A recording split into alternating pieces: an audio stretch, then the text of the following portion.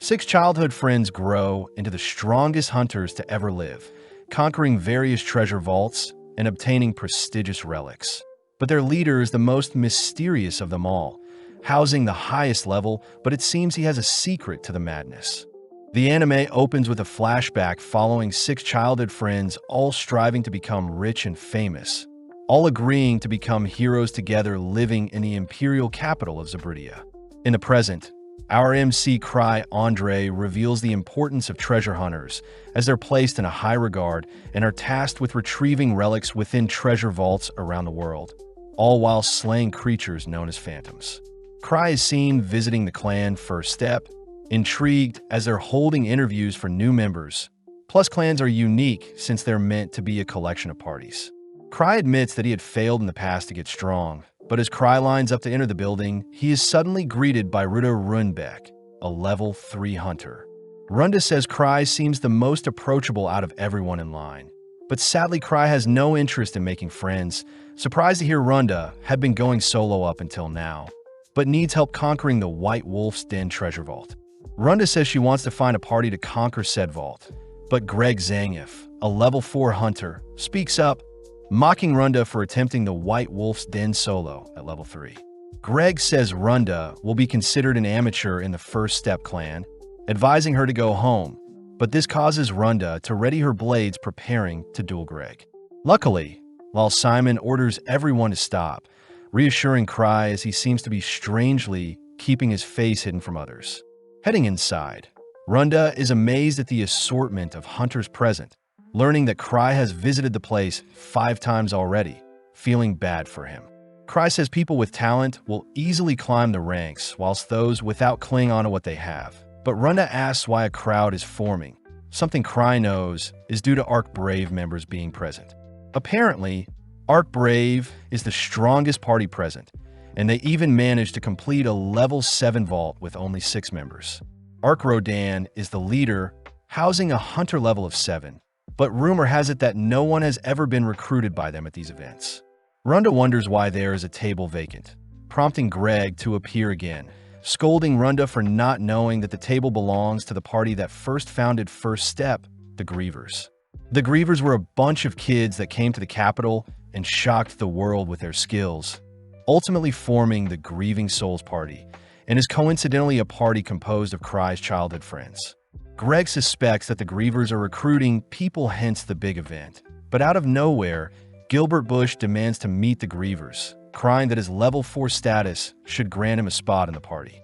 Stepping up, Tino Shade, a level 4 hunter, prepares to silence Gilbert, but Lyle tries calming Tino down.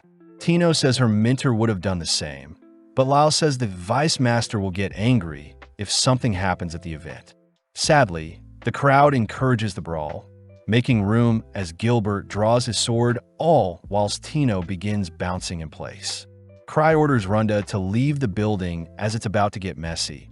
But as Tino draws her blade ready to clash with Gilbert, she suddenly detects someone familiar nearby.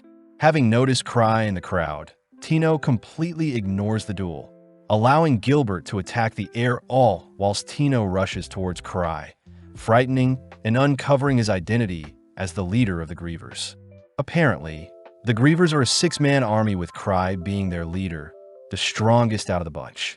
Flashing back, we see Cry and his party taking on beginner vaults in record time, but on a particular day, Cry was rescued by one of his childhood friends. Cry found it strange that his 5 party members excelled monstrously compared to himself, so Cry reasoned he should leave as he would only be holding them back. Surprisingly, Cry was offered the position of leader in their group, but Cry had never asked for such a thing, cutting to the present where Greg and Runda are in disbelief that Cry is the clan master of First Step. Ark is seen trying to start a conversation with Cry, but Tino immediately calls out Ark for having ulterior motives, prompting Ark to commend Cry for observing the crowd with a disguise. Cry tries telling everyone that he simply overslept and tried sneaking into the event afterwards, but Ark seems to be giving Cry more credit than he deserves, something Cry had experienced his entire life.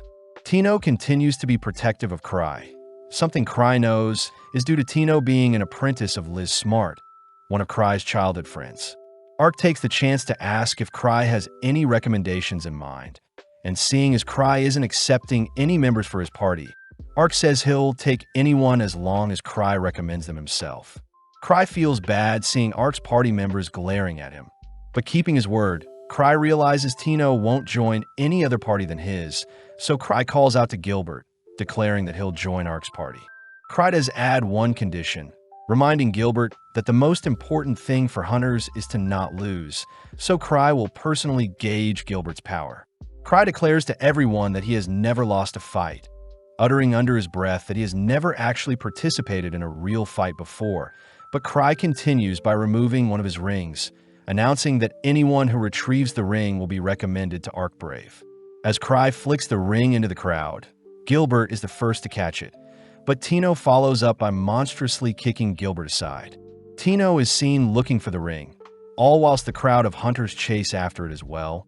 But to motivate the crowd more, Cry says the ring is a relic and whoever obtains it can keep it. With the crowd distracted, Cry makes his leave, but as we cut to the next day, Cry is seen at the First Steps clan house. Eva Renfi, the vice clan master, reports that the building of the meetup yesterday is in ruin thanks to Cry's appearance. So the Explorers Association wants to speak with Cry. Cry says that since Ark is quite easygoing, they'll have Ark pay for the damages plus Ark can speak with the Explorer Association. Eva feels bad since Cry is pushing all the responsibilities onto Ark, but Cry says branch manager Ark is a scary person. Plus Cry can't go outside seeing as his disguised relic, reversible face, have been broken and he doesn't want to be attacked. Eva questions if Cry gets attacked often, finally convincing Cry to visit Gark. But funnily enough, Cry deeply apologizes for the damages at the event, reassuring Gark Welter, the Explorers Association's branch manager, that no one was hurt. Seeing Cry so sorry, Kanan hands Cry a book filled with jobs no hunters want, jobs known as chores.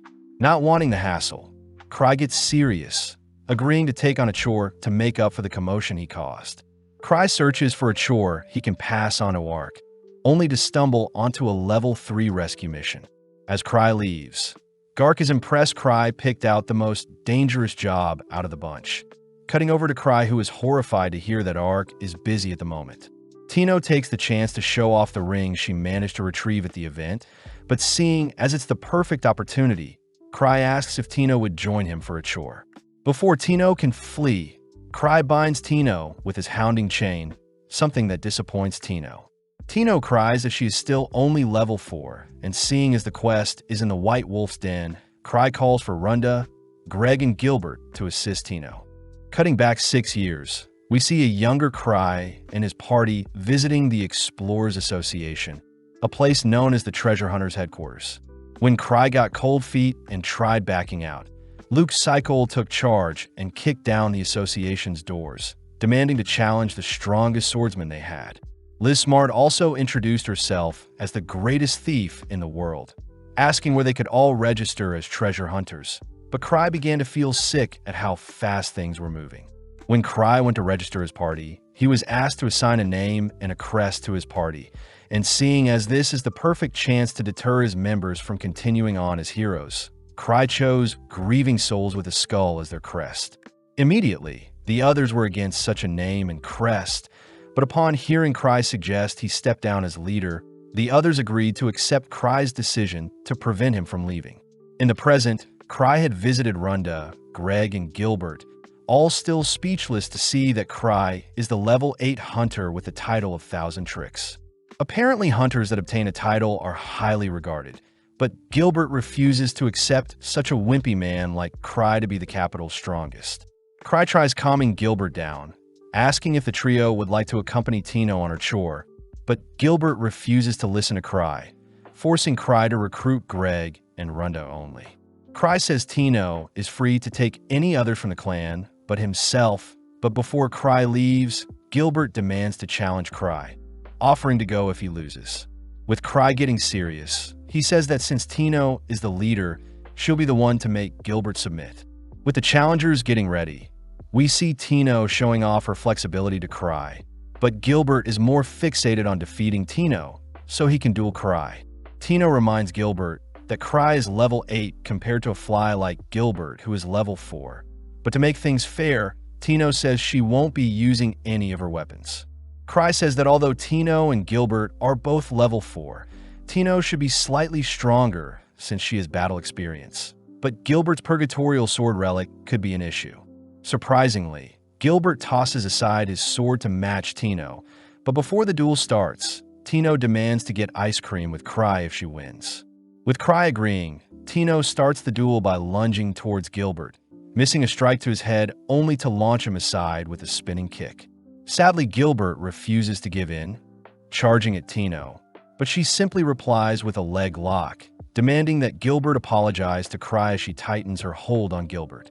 Pissed, Gilbert breaks out of Tino's bind, but is put to sleep shortly after by a decisive strike to the neck. With Tino asking for praise from Cry, Gilbert is seen barely conscious, revealing that at a very young age, he wielded a sword and defeated many adults with his swordplay, even heading to the capital and managing to conquer many treasure vaults at such a young age. In the present, Tino advises Gilbert to pick up his sword if he wants to win, but Gilbert's pride refuses to let him. Gilbert admits that he wasn't as strong as he thought, suddenly hearing Cry say he knows Gilbert left his original party since he was too strong for them, shocking Gilbert as he wonders what Cry truly is capable of. Intrigued by Gilbert's blade, Cry nonchalantly heads over to inspect it, but before even grasping the blade, huge amounts of flames engulf Cry, horrifying Gilbert as Cry is able to draw out more power from the Purgatorial blade. In this world, mana material is said to be the core substance, and treasure vaults are phenomenons when mana is condensed along with ley lines. Till this day, there are things to be discovered, and the White Wolf's Den is a treasure vault with many mysteries, a site originally inhabited by silver moon wolves. It wasn't until the wolves were hunted for their fur that the location became a vault and wolf phantoms started appearing, the primary reason why Cry refuses to take on the chore. Seeing Eva worried, Cry says Tino's 4-man party can easily take on the job, but Eva is more curious about the spectacle that happened with Gilbert's sword. Cry cryptically says it was a simple trick even Gilbert could have pulled off, but Cry gets distracted admiring his relic rings and Gilbert's relic sword, annoying Eva as she reminds Cry that he can't be buying whatever relics he pleases. Cry reveals that his party members equally split any profit, feeling bad since he gets paid even though he doesn't do any work, but seeing as his relics are dead, Cry heads over to get them charged. Sitting down with some party members, Cry has his gear charged, only to hear reports of wayward phantoms appearing northwards, destroying an entire caravan. Apparently, even level 3 guards couldn't stop the phantom, and now the Knights of the Third Order are dead set on exterminating the threat, especially since it looked like a wolf and was near the White Wolf's Den. The gang suspect the den must have created such a creature, freaking Cry out when he hears that Rudolph Devount, a level 5 party, went missing in the den checking the job again. Cry realizes it was a rescue mission for Rudolph and his 5 other level 5 hunters, but as Cry tells the others that he sent Tino to retrieve the missing party, the duo fear Tino won't make it back. Cry chooses to excuse himself, wondering if Gilbert charged his sword before heading out, but at the same time, we see Tino and her party deep in a forest. Tino reminds the gang that such a mission won't be easy, hence why they were asked to write their wills, but Greg fears that their 4-man party is too random to take on any extraordinary quests.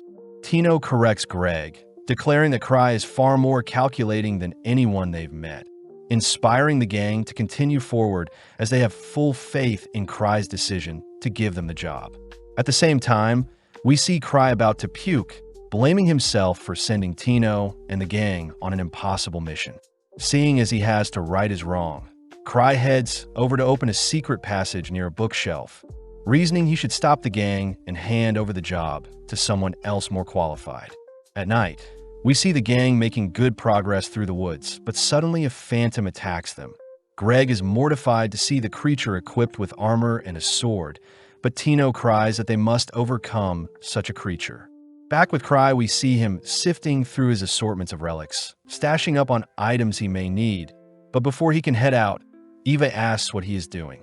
Eva is happy to see Cry is worried about Tino and the others, but spots Cry wearing a citry slime, an item that violates Imperial law. Just like that, Cry heads onto his balcony, activating his Night Hiker relic only to rocket towards the gang. Flashing back, we see Cry's newly formed Grieving Souls party reporting on their first week of vault hunting, all amazed that they encountered a level 4 Cyclops in a level 1 vault. Overhearing their conversation, a drunk adventurer accuses the kids of lying, but the man is shocked to see the gang have brought back the monster's head. Working together, Tino and her party manage to slay the phantom before them, but they're confused as to why such a creature appeared near a level 3 vault. Tino asks why Gilbert didn't use any flame magic, but Gilbert admits that his blade is out of mana, making Runda suggest they retreat for now. Tino stands strong, declaring that they'll continue on no matter what. Plus, they must hurry since the people they need to rescue might still be alive, egging the others to follow after Tino. With the gang making it to the entrance of the vault, they notice multiple wolf monsters decked out in bows and guns, and it seems their larger bodies are forcing them to remain outside and stand guard. Gilbert suggests that he rush head-on into the swarm and get rid of their weapons, but Tino calls Gilbert a fool, declaring that it's her duty to ensure everyone makes it back alive. Tino says herself and Runda will use their speed to draw the monsters towards them, and only then will Greg and Gilbert attack them, rendering their long-ranged weapons useless. At the same time, we see Cry soaring through the air to reach Tino as fast as he can, all whilst the gang begin making their way into the vault, slowly carving through the wolves they face. Tino is impressed by the others' abilities, glad to see they all have a sense of teamwork as Gilbert and Greg are relatively strong and have experience fighting. Runda, on the other hand, understand how she can distract and locate enemies, allowing Tino to deal any finishing blows, a party Tino wholeheartedly believes Cry had designed intentionally. As Gilbert clashes blades with the enemy, he is reminded of the moment he left his team, feeling a little bad since he outgrew them quite quickly. With Gilbert a little distracted, Greg charges the wolf Gilbert is dueling, allowing Gilbert to execute the monster. Moving deeper into the vault, Tino begins inspecting the surroundings, only to report a strong presence nearby that belongs to the boss. Seeing Greg a little panicked, Tino orders Greg to stand his guard and grow from facing strong monsters, something Greg admits he isn't used to, as he tends to flee from jobs when the obstacle in front of him is too great. Greg says he has seen many friends pass during his time as an adventurer, something Tino sympathizes with, but Tino reminds the others that Cry intentionally put them together. When Runda asks why she was selected, Tino gets jealous at Runda's figure, accusing Runda of seducing Cry with her breast, but regardless, the gang ventures deeper. Back with Cry, we see him scouring the forest from the skies, freaking out as he wonders where Tino and her party are. Unable to stop the flight relic, Cry has no choice but to fly into the vault in search of the gang.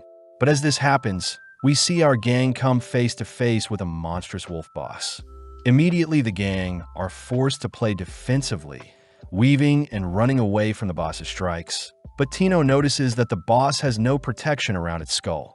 Stealing their resolve, Gilbert takes charge by blocking the boss's axe, prompting Greg to help distract the creature by slashing at it from behind.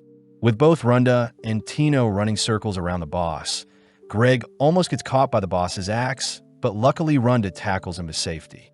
Seeing an opening, Tino scales the boss's massive body, enduring a slash to the leg in order to make it to the boss's neck, only to plunge her blade into the creature's neck. With a lethal blow dealt, the gang watches as the boss disintegrates, all celebrating as Tino patches up her leg wound. Seeing as Greg lost his blade during the boss fight, Tino hands Greg her own blade. But before they can make plans to search for the lost hunters, a sudden projectile is tossed towards Tino's heart, something she barely manages to dodge. Seeing several other wolves emerge from a deeper section of the vault, Tino wonders if there are multiple bosses in the dungeon, wondering what Cry had in mind for them. Unable to fight at the moment, Tino orders everyone to flee into a crack in the cave, but sadly, one of the wolves rush to block them off. Greg and Gilbert say they'll distract the monsters whilst the girls flee, but Tino racks her brain for a solution, suddenly reminded of the ring she got from Cry. Refusing to leave anyone behind, The gang rally together to take down the wolf guarding the crack, first distracting and attacking the wolf from below, only for Runda to toss some projectiles at the wolf's eyes to blind it. Following up, we see Tino reminded of a time when Cry had taught her how to use one of his rings, and now using that knowledge, Tino uses the ring to launch a bright projectile into the wolf's eyes. With the creature blinded, Gilbert tries going in for the finishing blow, but Tino cries for Gilbert to stop, ultimately watching as Gilbert is blown into the nearby walls. Tino blames herself for not being more specific with her commands, all gazing up to see the wolves glaring at them, finally giving in as they have nothing left. Before the wolves can attack, a powerful projectile sends the wolves flying, revealed to be Cry, who has arrived just in time, glad to see everyone is fine. Strangely, the wolves are quite wary of Cry's presence, and when one wolf tries slashing at Cry, a mysterious veil nullifies the attack. Smirking, Cry announces that he has 17 lives, swiftly conjuring several magic balls aimed at one of the wolves. As Cry's projectiles land perfectly onto the wolf, the gang are amazed to bear witness to a level 8's power, but surprisingly the wolf afflicted by Cry's powers is still alive. Cry admits that his magic balls are just shooting rings meant for show, beginning to freak out as the wolves before him are creatures he's never seen before. Seeing no other choice, Cry launches his special item around his neck into the air, only to ignite it to create a smoke screen. With everyone ordered to run, the gang are grateful to Cry for running in the rear guard since Tino is hurt, but Cry says he didn't mean to, as he is just slow. Tino is reminded of the first time she met Cry, flashing back to a time when a young Tino was almost captured by some thugs, but suddenly Cry and his party showed up unintentionally rescuing her. Having made it to safety, Cry commends Tino for staying alive up until now, and seeing as Tino is injured, Cry makes use of a healing relic to instantly patch up her leg wound. Seeing as escape is their #1 priority, Cry takes the lead and begins escorting the gang through the cave, but secretly he has no idea where he is going. In the past, Cry had shown off all the relics he collected to his party, making his party jealous as they wanted Cry to pick out a relic for each of them. Some of the girls were curious about a particular magic bag that could store an infinite amount of items, but Cry says it can only store chocolate. Liz had put on a mysterious ring, an item Cry is impressed didn't tear Liz's body into pieces. As for Luke, he picked up a curse sword, but was able to stop himself from going crazy. As the gang follows Cry, he says the White Wolf Den is impossible to navigate since it's like a maze, and every time Cry turns to check the flank, so does everyone else. Gilbert speaks up, asking what Cry's plan is, but Tino butts in stating that they must figure out what Cry is thinking themselves. Tino also adds that the direction they're heading is the opposite of the exit, annoying Cry, but regardless, they continue onwards. As they reach a fork in their path, Cry attempts to go one direction, but the others suddenly scream that they can sense the lost hunters nearby, something that even surprises Cry. The gang are happy to see Rudolph and his members are barely alive, and seeing as everyone is famished, Cry makes use of his magic bag, feeding everyone some chocolate. Tino can't help but gobble up the chocolate, admiring how calm and cool Cry is. But as Greg speaks with Rudolph reports that a single phantom with a skull covering its entire face wiped out his entire party. Rudolph suspects that the soul hatred incarnate embodies the lingering curse of the Silver Moon, and is a creature on par with Thousand Swords, the capital's strongest swordsman. Cry recognizes the swordsman to be one of his childhood friends, Luke Cycle, a level 6 hunter. Cry doubts the creature can actually be that strong, but seeing as their current party isn't capable of taking on such a creature, Cry says they should escape for now, allowing Tino to take it from here. Tino starts by leading the gang back to the boss chamber they fled from, and with everyone agreeing to make it out alive, Cry notes how he only has 5 safety rings left, meaning a 6th strike will be lethal for him.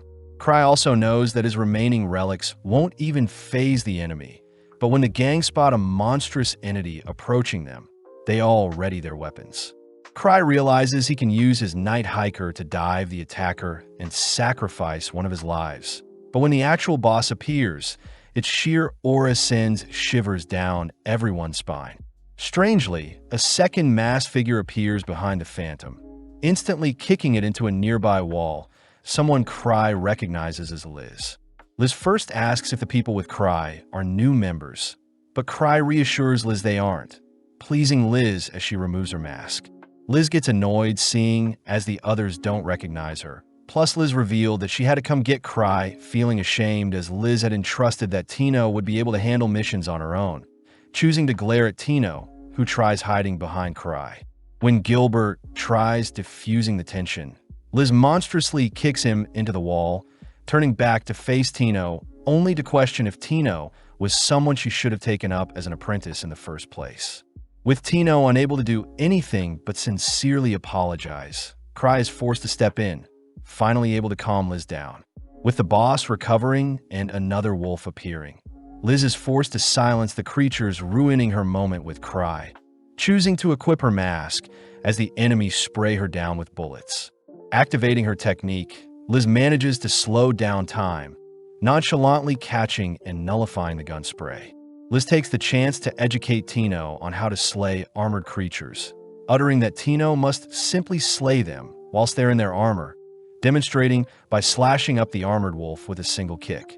Seeing the boss thrust its blade towards her, Liz chooses to catch the blade, demanding to know why Tino found the boss so difficult to defeat, as Liz herself lands a disgusting knee onto the boss.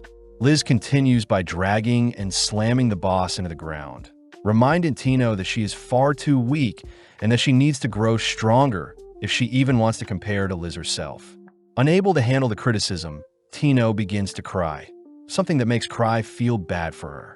As Liz finishes off the boss, Cry reveals that Luke and Liz used to spar each other constantly, and is the reason why they're so strong today. Plus, Liz is the fastest thing to exist in this world, moving faster than her shadow, can keep up, hence her title of Stifled Shadow, the level 6 hunter. With Liz now calm, she jumps into Cry's arms, happy to see Cry again. Back at home, Gilbert is seen handing over his blade to Cry, telling Tino and the others that he plans to rejoin his former party and grow stronger alongside them, with the goal of reaching Liz's strength in the future. In the past, Cry had accidentally placed orders for masks without eye holes, but his party had believed Cry had intentionally left out the eye holes to make them stronger. In the present, Liz sleeps soundly all whilst Cry seems to be looking for something, wondering if he should give up on his search. Flashing back 1 year, Citri Smart, a level 2 hunter with the Alchemist class, had entrusted Cry with handling a slime she created. Being the genius of the Grievers, with the title of Prodigy, the slime Citri gifted Cry is capable of destroying the entire capital. In the present, Cry says he had lost the slime, and when he had tried using the slime in the wolf den, it was already missing, so Cry reasons it was always empty to begin with. As Cry tries to forget about this slime, we cut to some hunters exploring the wolf den, having heard from the association that there are anomalies that lie dormant in the den. Unable to sleep all night, Cry drags himself throughout the building, only to run into Eva, who wants Cry to make a report on the wolf's den, seeing as Tino is training with Liz. Cry asks if Eva can check if a possible slime may be wreaking havoc in the capital, but first Cry heads to check out Tino's training. As Cry leaves for the basement floor, Eva admits that Cry has the special foresight to predict the future with his guesses, something even Cry isn't aware of. In front of Tino's training room, Cry runs into Sven Anger, a level 6 hunter and the leader of the Obsidian Cross Party. Sven asks Cry to convince Liz to give them the training room, but Cry apologizes since Liz came home earlier than expected, having gotten bored of disarming traps in Night Palace, a level 8 vault, and simply returned home. Sven cries that Tino will be slain if Cry doesn't intervene, but although Cry is skeptical, he enters the training room only to see Tino completely knocked out. Liz seems to be pissed that Tino is not trying harder, preparing to end Tino with a lethal kick, but Cry suddenly orders Liz to stop. Liz says she is simply drawing out Tino's true strength, annoyed seeing Tino not trying whatsoever. But Cry reasons Liz should give Tino a break, something that ultimately convinces Liz to cease her training. Strangely, Cry's voice awakens Tino, prompting her to get back up, freaking Cry out when he sees Tino has the Griever's mask on. Unable to stop the girls, Cry heads back outside to apologize to Sven since he won't get to use the room. But Sven says he understands Tino's yearn to get stronger. In the meantime, Sven tells Cry about the phantom sightings up north. The same story Cry heard regarding the Knight's Order getting crushed. Cry is annoyed that Ark isn't here to deal with the mess, especially since Ark is a far more qualified leader than himself. But Cry suddenly gets an idea, suggesting that Sven and his Obsidian Cross party should investigate up north. Just like that, Cry manages to pass on a dangerous job to more qualified hunters. But as Cry leaves, Henrik Hefner questions why Cry always remains at base. Sven admits that Cry is strange, but Sven vouches for Cry, uttering that Cry is a monster within, warning Henrik to not underestimate Cry. That night, Gark and Kana discuss the ever-changing White Wolf's den, both unsure what caused the anomaly in the den. When Gark says he'll speak to Cry the next day, Kana says that the Obsidian Cross will be tasked with investigating the den, but Gark wonders if Cry is hiding things from them. Elsewhere, we follow several hooded figures and their leader, Noctis Cochlear, belonging to the Grand Master of Mages who researched the Akashic Tower.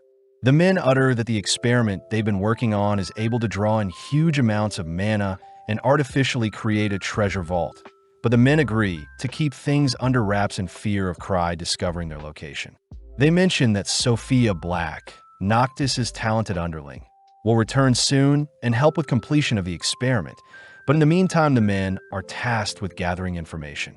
Elsewhere, we see a massive slime roaming and destroying the capital. But luckily, it's revealed to be one of Cry's nightmares. Feeling someone in the sheets with him, Cry calls out to Liz, who asks if Cry is free today, and seeing as both Tino and Liz don't have training today, Cry agrees to hang out with Liz for the day. At the entrance of the base, we see Gark greeting the receptionist, only to spot Cry with Liz. Gark reminds Liz that she is meant to report to him when she returns from vaults greater than level 7. But Liz snaps back, accusing Gark of using Cry for himself, something that agitates Gark. When Liz fires off a kick at Gark, Gark easily blocks the strike, holding back his anger as he warns Liz to not piss him off. As both Gark and Liz's auras swell, they both begin to brawl, all whilst Cry and Kana head upstairs for a more mellow chat. Kana tells Cry about the ley lines and strange mana gathering around the wolf's den, but Cry says this isn't the thing that concerns him, as he secretly knows he must track down where he lost Citri's slime. Kana get a little annoyed hearing that Cry will be remaining at the base, but as we cut back to Gark and Liz, we see Liz taunting and mocking Gark for becoming weaker since they last fought. Liz manages to dance circles around Gark, even giving him a chance to surrender, but this finally makes Gark snap as he begins infusing his body with mana. In the distance, Cry utters that Gark used to be a level 7 hunter with the title of War Demon, and luckily before people are harmed in their little bout, Cry calls for the two demons to stop fighting. Although Gark doesn't want to stop, Liz instantly rushes to Cry's side, a speed even Gark wasn't able to follow, ultimately convincing Gark to leave for today. Later that evening, Eva returns, mortified to see the state of their building, all whilst Liz and Cry start their date. Liz takes the chance to mock Gark's pathetic strength earlier, but Cry reminds Liz that she is far stronger than normal individuals. Shocked to hear that Liz didn't even consider the boss she fought in the wolf's den a worthy opponent. Cry wishes for the others to return, soon seeing as he may need to speak to Citri about the missing slime. But seeing Cry so serious, Liz asks what is on his mind. Cry asks what Liz would do if the entirety of Zabridia was wiped out, but Liz cries she would run away with Cry and visit the sea. Before Cry can adore how innocent Liz is, Cry notices Liz has run off to restrain someone. Someone Liz noticed was spying on them. Cry asks Liz to let the man go so they can have a chat, but the man takes the chance to run away, something Liz believed was intentional by Cry.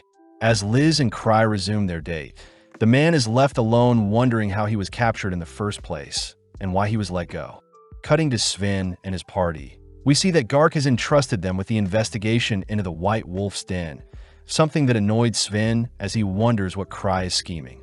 Back with Cry, we see he is with Liz, who believes they're on a date, but Cry is more stressed seeing as they're walking through the most dangerous neighborhood in the capital. with the locals immediately recognizing Liz.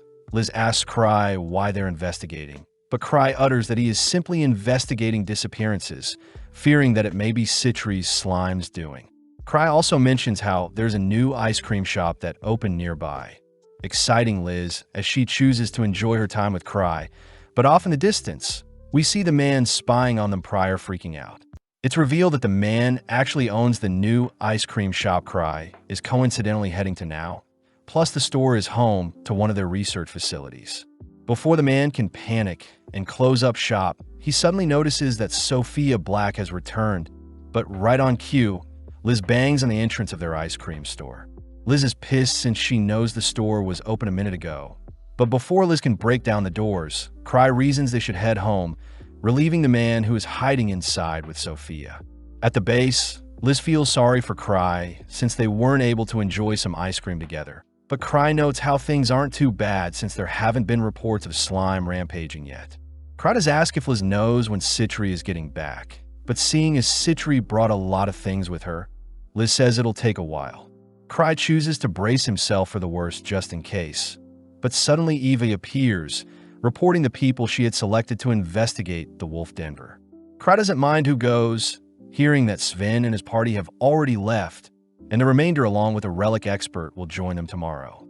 Cry wonders why so many people are being sent back to the den, but regardless asks Eva to proceed as she sees fit. But in the meantime, we cut to Noctis, who praises Cry for uncovering their hideout in the slums.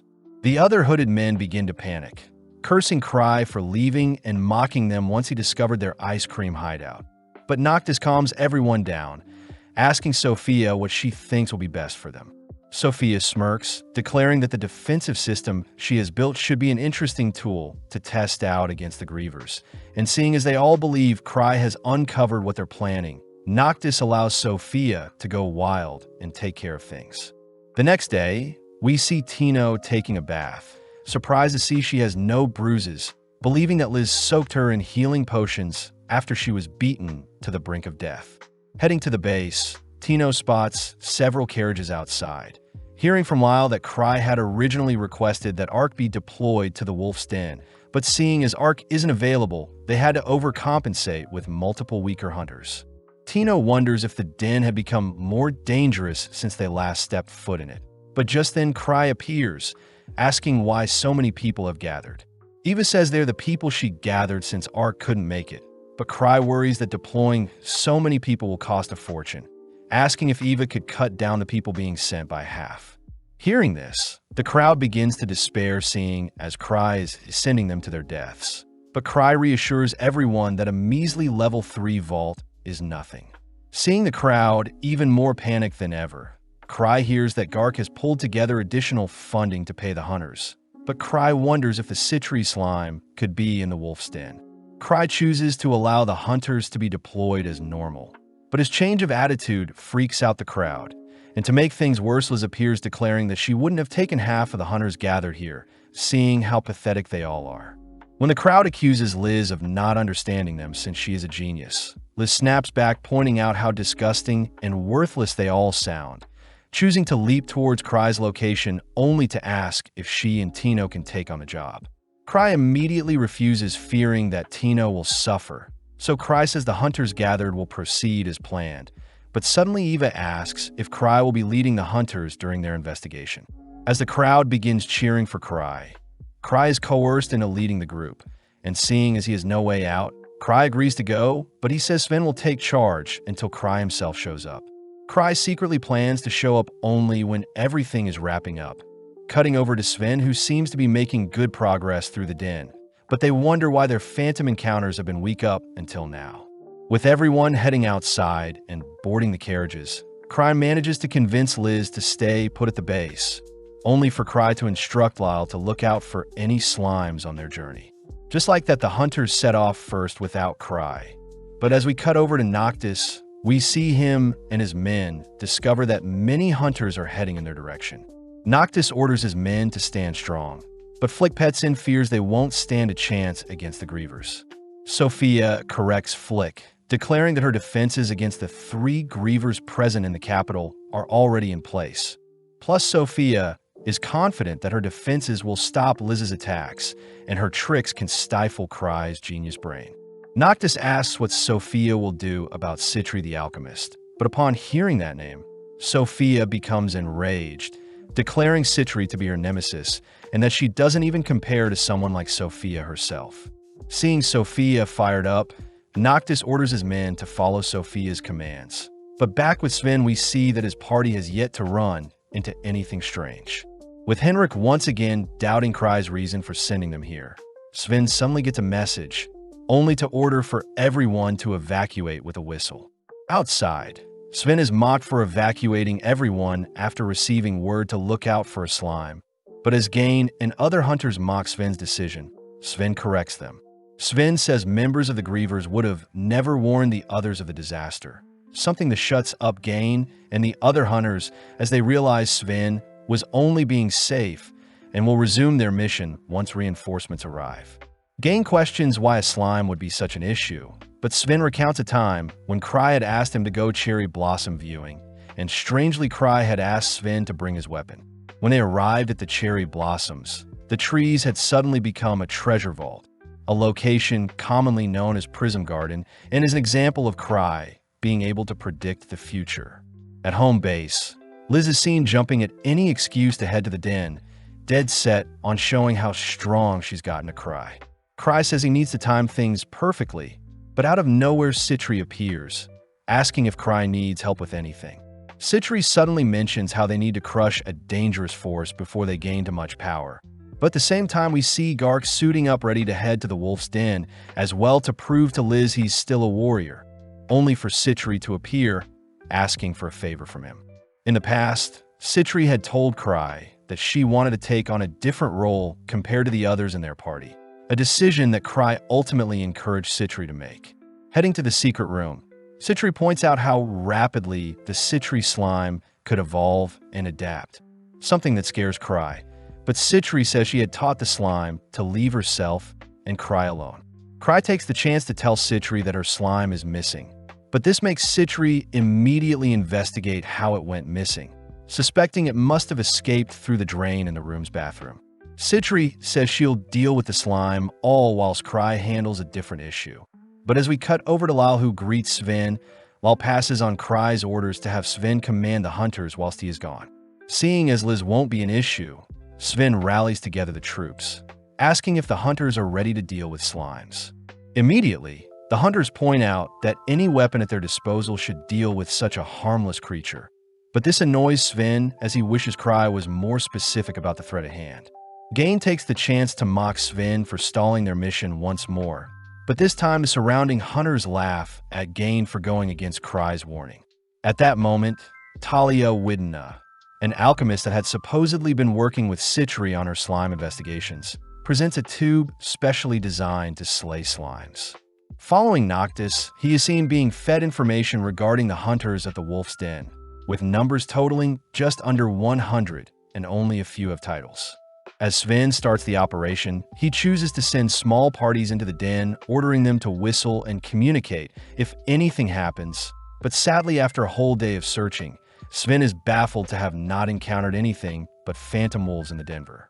With so many injured, Sven wonders if Cry was wrong, all whilst Gain voices how disappointed he is in Sven. Luckily, Sven stays resilient, wanting to see the mission till the very end. But as night falls, we see Gain heading into the woods to take a leak. Whilst Gain is berating how spineless Sven is, he suddenly hears a strange noise nearby, choosing to investigate it before sounding his whistle. In the distance, Gain notices two hooded figures standing before a monstrous wolf, listening in as Hose and Tage discuss plans to further inject the creature with a strange substance. Before the hooded men can act, Gain rushes towards the men, announcing himself as a hunter only to begin beating up the hooded men. Gain chooses to take out Tage first, but whilst he is distracted, Hose manages to inject the creature with the syringe, forcing it to undergo a mutation. In mere moments, the creature's body begins to melt and ooze like a slime. And as the creature roars, we cut back to Sven and the others who hear a whistle out in the woods. Recognizing the whistle, Sven immediately orders all the hunters to ready themselves for whatever is in the forest, all whilst Talia follows the gang. With Sven counting his troops, he hears that Gain was last seen in the forest, but luckily Gain appears to have lost an arm but had managed to escape. Not too soon after, a disgusting ooze-like slime emerges from the forest clearing, prompting Sven to fire an arrow at the creature, but it doesn't faze the creature. As the creature worms its way towards the hunters, they try their best to barrage the creature with various magic spells, all whilst Henrik begins healing Gain. Gain reports that strange men in hoods injected a phantom to create the slime, and seeing as Sven's attacks, nor any physical or magical spells are working on the monster, Sven orders for the hunters to evade and box in the slime. Seeing the creature devouring several hunters, Sven asks Talia to hand over the slime slaying vial, only to begin leading the slime away from the others.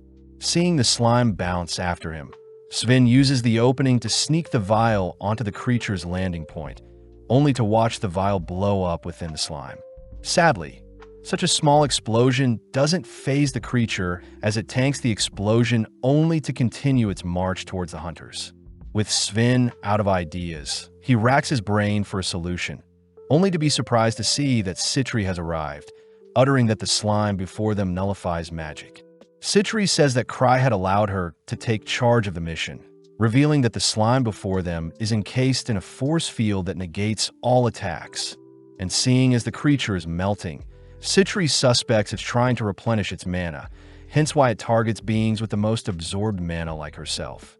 Citri feels sorry for the Phantom as it had to take part in a failed experiment, and seeing as she should put the creature out of its misery, Citri tosses a piece of anti-metal at the creature, ordering Sven to shoot the metal. In an instant, the metal explodes, wiping out a chunk of the slime, but this is enough to slay the slime for good. Gark appears, revealed to have given Citri a ride, but more importantly, Citri says she knows who is behind this mess. Following Noctis, he is mortified to learn that Citri was able to take down their transmogrified monster, but at the same time Citri tells the others that the Akashic Tower is behind this incident. The hunters are immediately skeptical seeing as Noctis is meant to have been banished from the kingdom, but Citri says she had been hunting down Noctis for a long time, plus the anomalies in the Wolf's Den reinforce her suspicions. At that moment, Talia points out that the enemy must have a base below the den, something Citri agrees with. Citri says they should first interrogate the men Gain attacked, apologizing in advance since she used up all the anti-mana metal she had, but she will still do her best to fill in for Cry. As Citri heads out to make her analysis, Sven warns Hendrik to not be fooled by Citri's good girl act, especially since Citri is a monster just like the other grievers. In the meantime, Liz rides Cry, begging him to go to the den and assist Citri, but sadly Cry forbids it all whilst Tino shyly stands idly by. Back with Flick, he's annoyed that Sophia wants them to send out monsters one at a time, plus she hasn't been communicating with them as planned. Refusing to embarrass themselves in front of Noctis, Flick orders for all of their monsters to be released at once. But as we cut back to Citri, we see her and the others interrogating Hose and Tage. Citri knows that disciples of Noctis would never willingly betray their master, so Citri declares she'll use a special potion to make them speak. Immediately, Adoria, a member of the government, reminds Citri that using such a potion would be like brainwashing someone and that it is illegal. When Gark himself steps up to calm Citri down, Citri reveals that the potion is merely colored water, even drinking the potion to prove it was a joke. Sadly, a large howl can be heard off in the distance, followed by the thumping of another red slime in the distance. Citri says different slimes have different magic barriers, and seeing as they need time to figure things out, Citri orders for several hunters, including Lyle, to stand as defense. When a monster approaches Lyle, it throws out a punch that strangely eats away at Lyle's defense, forcing him to toss away the shield to keep his arm. As mages launch fireballs at the slime, Citri notices it evades by spinning, a technique that it uses to attack as well. Gark fears that his axe will do nothing to such a creature, and seeing as they can't wait for the creature to tire itself out, Citri says they need to focus their attacks on a single spot or nullify its magic barrier. Before Citri can give orders, another blue slime appears, prompting the hunters to ask Citri to issue a retreat order. Citri seems to be thinking hard, but out of nowhere Citri's demeanor changes, ordering for the mages to stop firing and everyone to step back and watch. Strangely, the blue and red slimes immediately begin clashing. A feature of the slimes, as their sole existence, is to absorb other things with the greatest mana capacity. Within mere moments, several other slimes appear, but they all seem to be brawling with each other. But off to the side, Talia strangely utters that the slimes were meant to be sent one at a time. Cutting over to Noctis, he heavily berates his men for not listening to Sophia.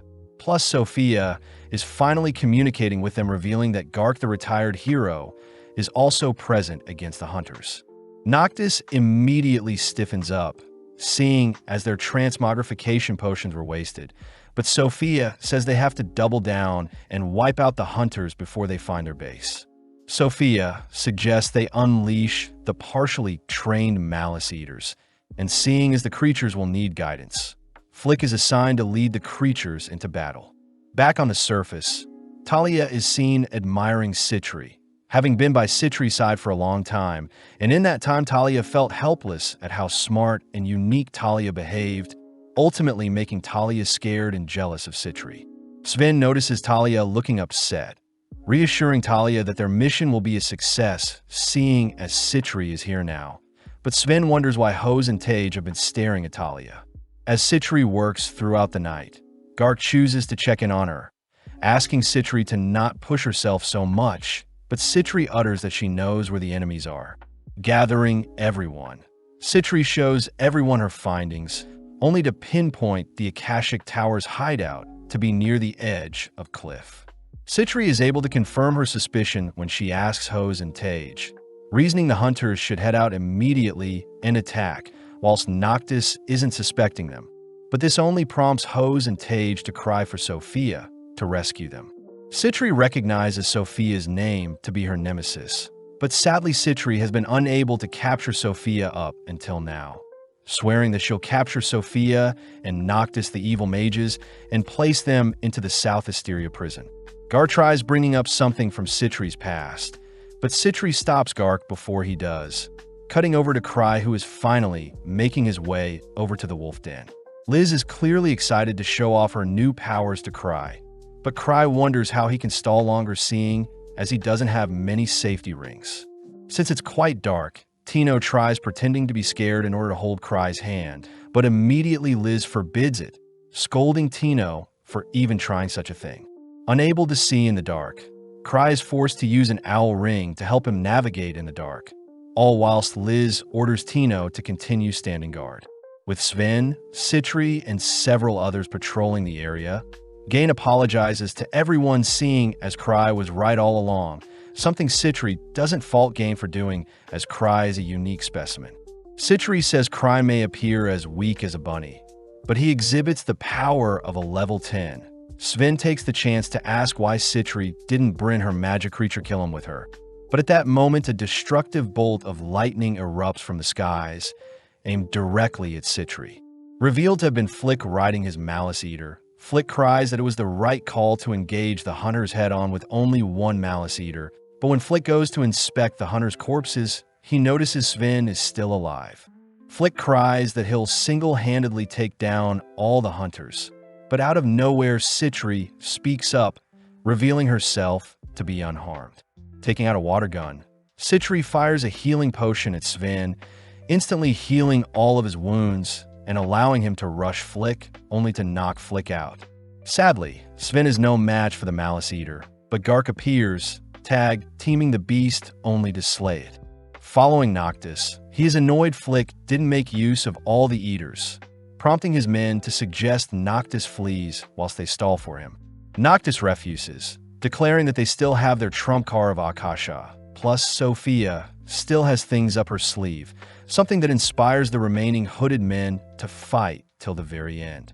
Outside Noctis' headquarters, we see Citri and the others eyeing the entrance, annoyed to see monsters standing guard.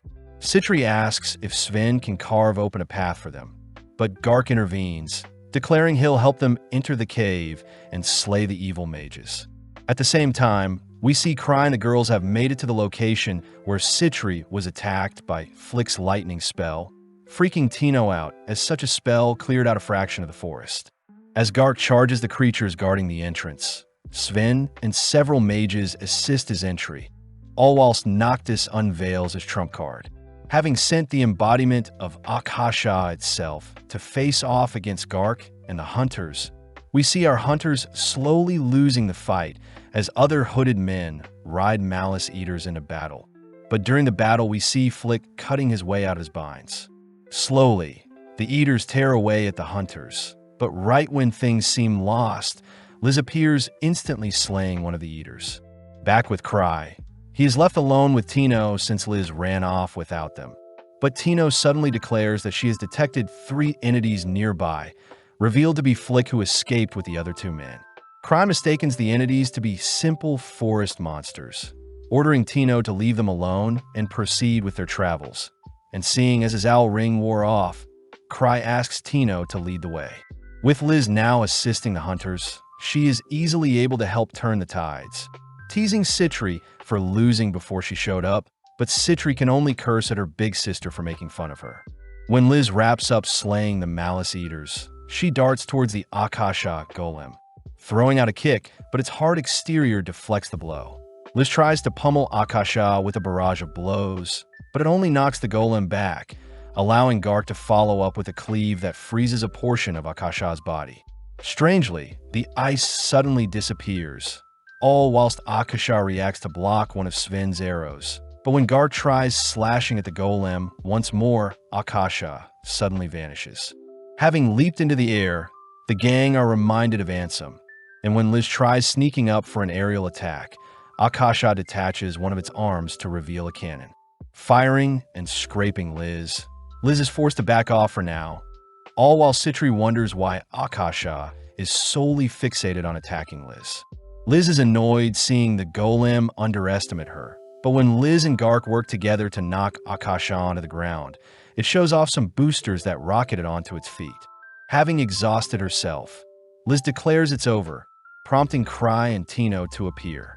Liz apologizes since she wasn't able to defeat Akasha before Cry showed up, but out of nowhere the golem locks on a Cry, suddenly flying towards him. With Cry unfazed, the golem takes a swing at Cry, but mysteriously Akasha is flung back, turning off on the impact. Cry apologizes since he couldn't see anything due to his poor vision, but in the morning, Gark reports that the Akashic Tower members were ultimately able to escape, but their research and documents were left behind.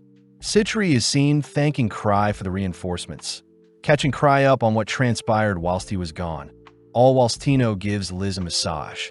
When Cry asks if Citri needs help with anything, Citri says she's fine, only to glare towards Talia's direction.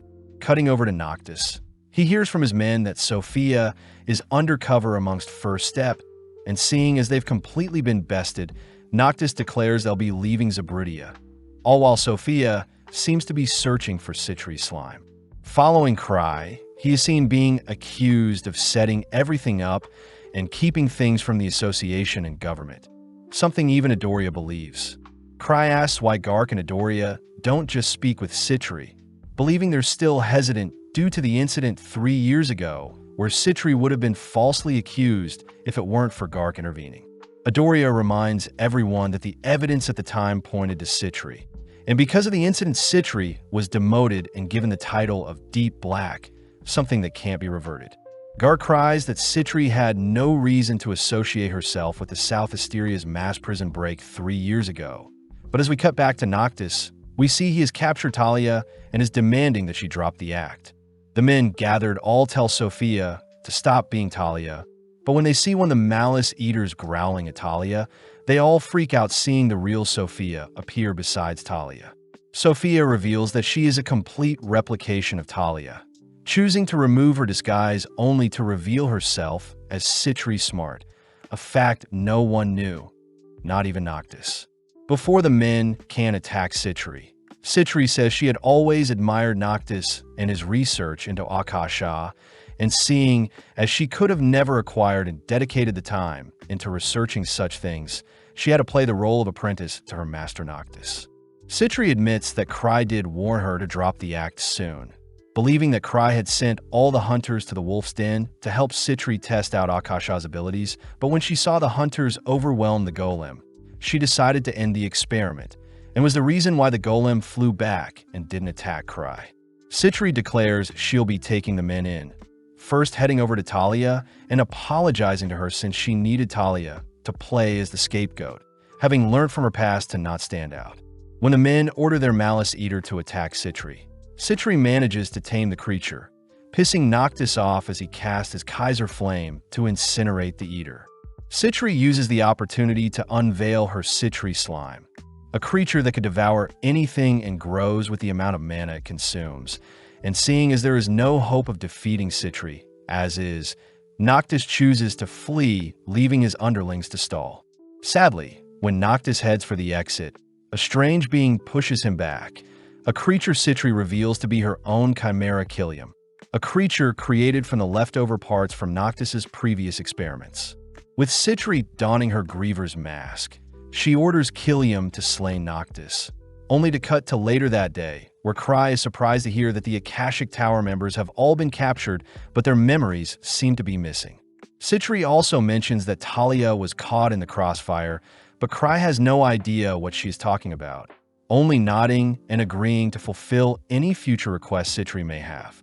Holding another meeting with Gark and Andoria, Cry asks if he could have the Akasha Golem and the Malice Eaters. Outside, Citri is glad that Cry was present as they managed to obtain the Malice Eater, but not the Golem. With Citri heading to pick up the Eaters, Gark asks to speak with Cry, reporting that Arnold Hale, a level 7 hunter from Nebula Noob's The Land of Fog, has arrived at the capital. Cry says he doesn't really care who Arnold is, but Gark reminds Cry that Arnold had taken down a lightning dragon in the past, but Cry mentions he also took down a dragon as well. Gark gleefully laughs, apologizing for not knowing only to pat Cry on the back, accidentally destroying one of Cry's safety rings, all whilst asking Cry to not start trouble with Arnold. As Gark leaves, Cry notices a familiar-looking poster, surprised that the annual Zaberdian auction is occurring soon, and is an auction that shows off many rare relics. Cry panics, seeing as he has no funds, plus he can't keep borrowing money from Citri. But at that moment, Chloe Welter calls out to Cry, someone Cry remembers works as a receptionist and is Gark's niece. Chloe asks why her uncle has been so happy lately, but Cry doesn't know, suspecting it may have something to do with Arnold from the Falling Fog. As Citri appears, Cry heads out with Citri, passing through the yard only to be brushed by some interesting people. As we follow Chloe, she greets Arnold and his party, only for us to cut back to Cry, who sees Chloe has tamed the Malice Eater given to her. Given the name Drink, Citri says their pet won't harm Cry or herself. But when Drink leaps into Cry's arms, it begins picking away at the safety rings Cry has, forcing Citri to pull Drink away before it does too much damage. Cry fears that any more cuddling with Drink will drain the remainder of his safety rings. So Cry asks Citri when Lucia will come back and charge his relics. Citri suspects it'll take a while since Luke is off engaging the boss of their assigned vault, and Lucia and the others are choosing to stay with him until they're finished. Citri also remembers to hand Cry something, an item Cry recognizes as an Aspiration Manifest, a relic that lets a user store any one spell in it, just like the one Cry carries around his neck and acts as a lucky charm gifted to him by Lucia. Citri asks Cry to take good care of it, but as we cut to Arnold and his party, we see Jaster pissed that Chloe wasn't more scared when she laid eyes on Arnold. Ilaria manages to calm Jaster down, declaring that they'll work their way up to becoming the heroes in the capital as well, something that fires Arnold up as he squeezes the juice out of an apple. Back at the base, we see Citri giving her all to massage Cry, something that annoys Eva, but as Citri enjoys the moment, Cry says he still needs Lucia to recharge his relics.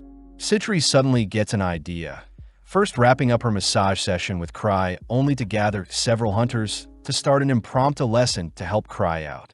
Citri declares that those who pass the class will be classified as a mage on par with Lucia, something that makes the hunters perk up especially Chris Argent and Lapis Fulgur, members of the Starlight Party. Chris gets annoyed at Cry for zoning out, but Lapis calms Chris down, reminding her that Cry is Lucia's older brother and someone they should respect.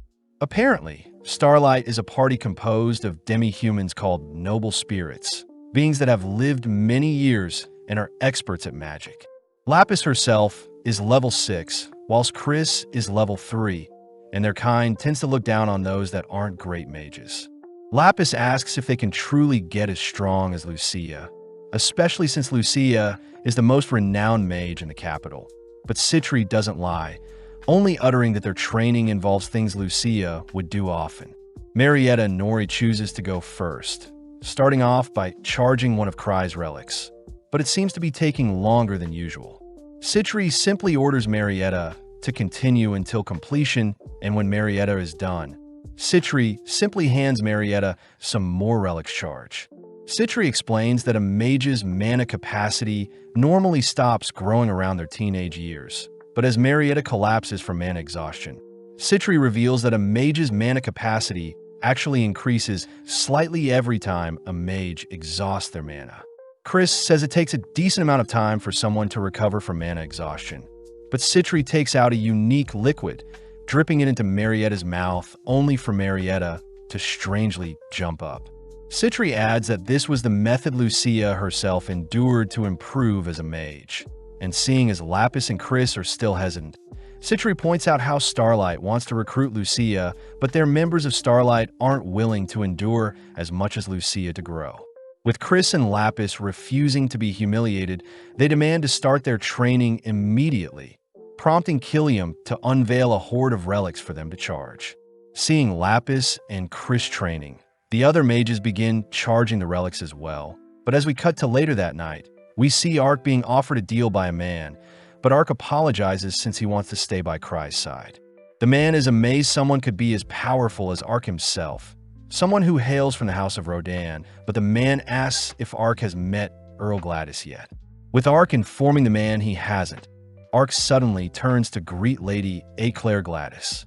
The next day, Cry and Citri visit Liz and Tino, but as Liz gets cleaned off, Citri begins inspecting Tino's body, amazed at how much Tino has grown.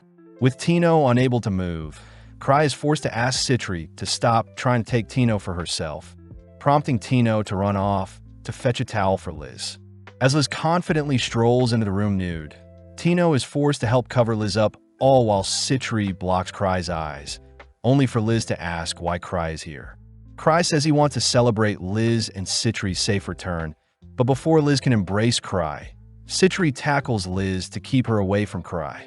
Tino gets excited since she gets to celebrate with them. But as we cut to later that evening, we see Arnold and his party strolling through town. Arnold demands they get some drinks, but at the same time we see Cry and the gang out celebrating, only for a drunken Liz to accuse Citri of spiking her drink.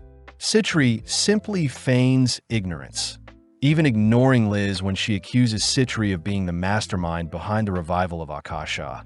But whilst Liz is distracted, Citri continues to spike Liz's drink. Having not seen anything, Cry accidentally passes Citri one of her spiked drinks, forcing her to drink. Instantly, Citri gets really drunk, accusing Cry of taking advantage of her since he hasn't paid back the 10 figures she lent him. But when Citri demands Cry pay her back with his body, Liz tackles Citri to the ground.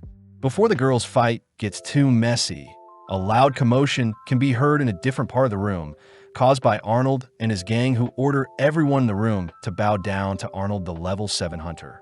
Immediately, Liz and Citri get intrigued at Arnold's presence, and when Arnold demands some booze and women, Liz volunteers, slowly approaching Arnold with some booze in hand.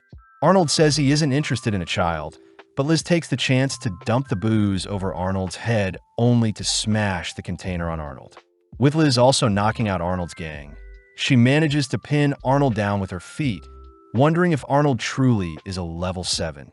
But before things can escalate further, Cry pulls Liz away, asking her to calm down. Flashing back 3 years, we see a younger Chloe taking the first step entrance exam, but Luke was far too strong for her. In the present, Chloe monitors other hunters as a receptionist for the Explorers Association. only for us to catch up with Cry, who feels bad, seeing as they should smooth things over with Arnold and his party. Eva suggests they get Gark to clear things up, but thinking of the lightning dragon Arnold slayed, Cry begins to crave dragon meat. Following Arnold and his party, they swear they'll make Liz pay, choosing to head to the association, but Chloe is surprised they aren't here to make a complaint. Arnold simply asks to know more about Liz, but Gark appears, gladly telling them about Liz and her behaviors. But Gark does spark the gang's interest when they hear Cry the level 8 hunter was in front of them. Gark says Cry won't attack them if they don't act up, and before Gark leaves, he relays Arnold a message from Cry regarding his hunger for Thunder Dragon meat. But this only pisses Arnold off more as he changes his target to Cry. Cutting to Cry. He shocks Eva when she hears Cry owes Citri over $10 billion. But Cry says Citri was reasonable enough to give him options to repay his debt. Citri says the first option would be for Cry to go to jail since he technically stole money from her. The second option is for Cry to marry Citri, that way their assets become unified, so technically he doesn't owe her anything. Cry wonders if he should just marry Citri.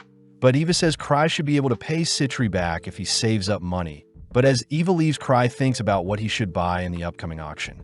With Arnold and his gang asking around, they're weirded out by the rumors of Cry seeing the future and never participating in treasure vault raids.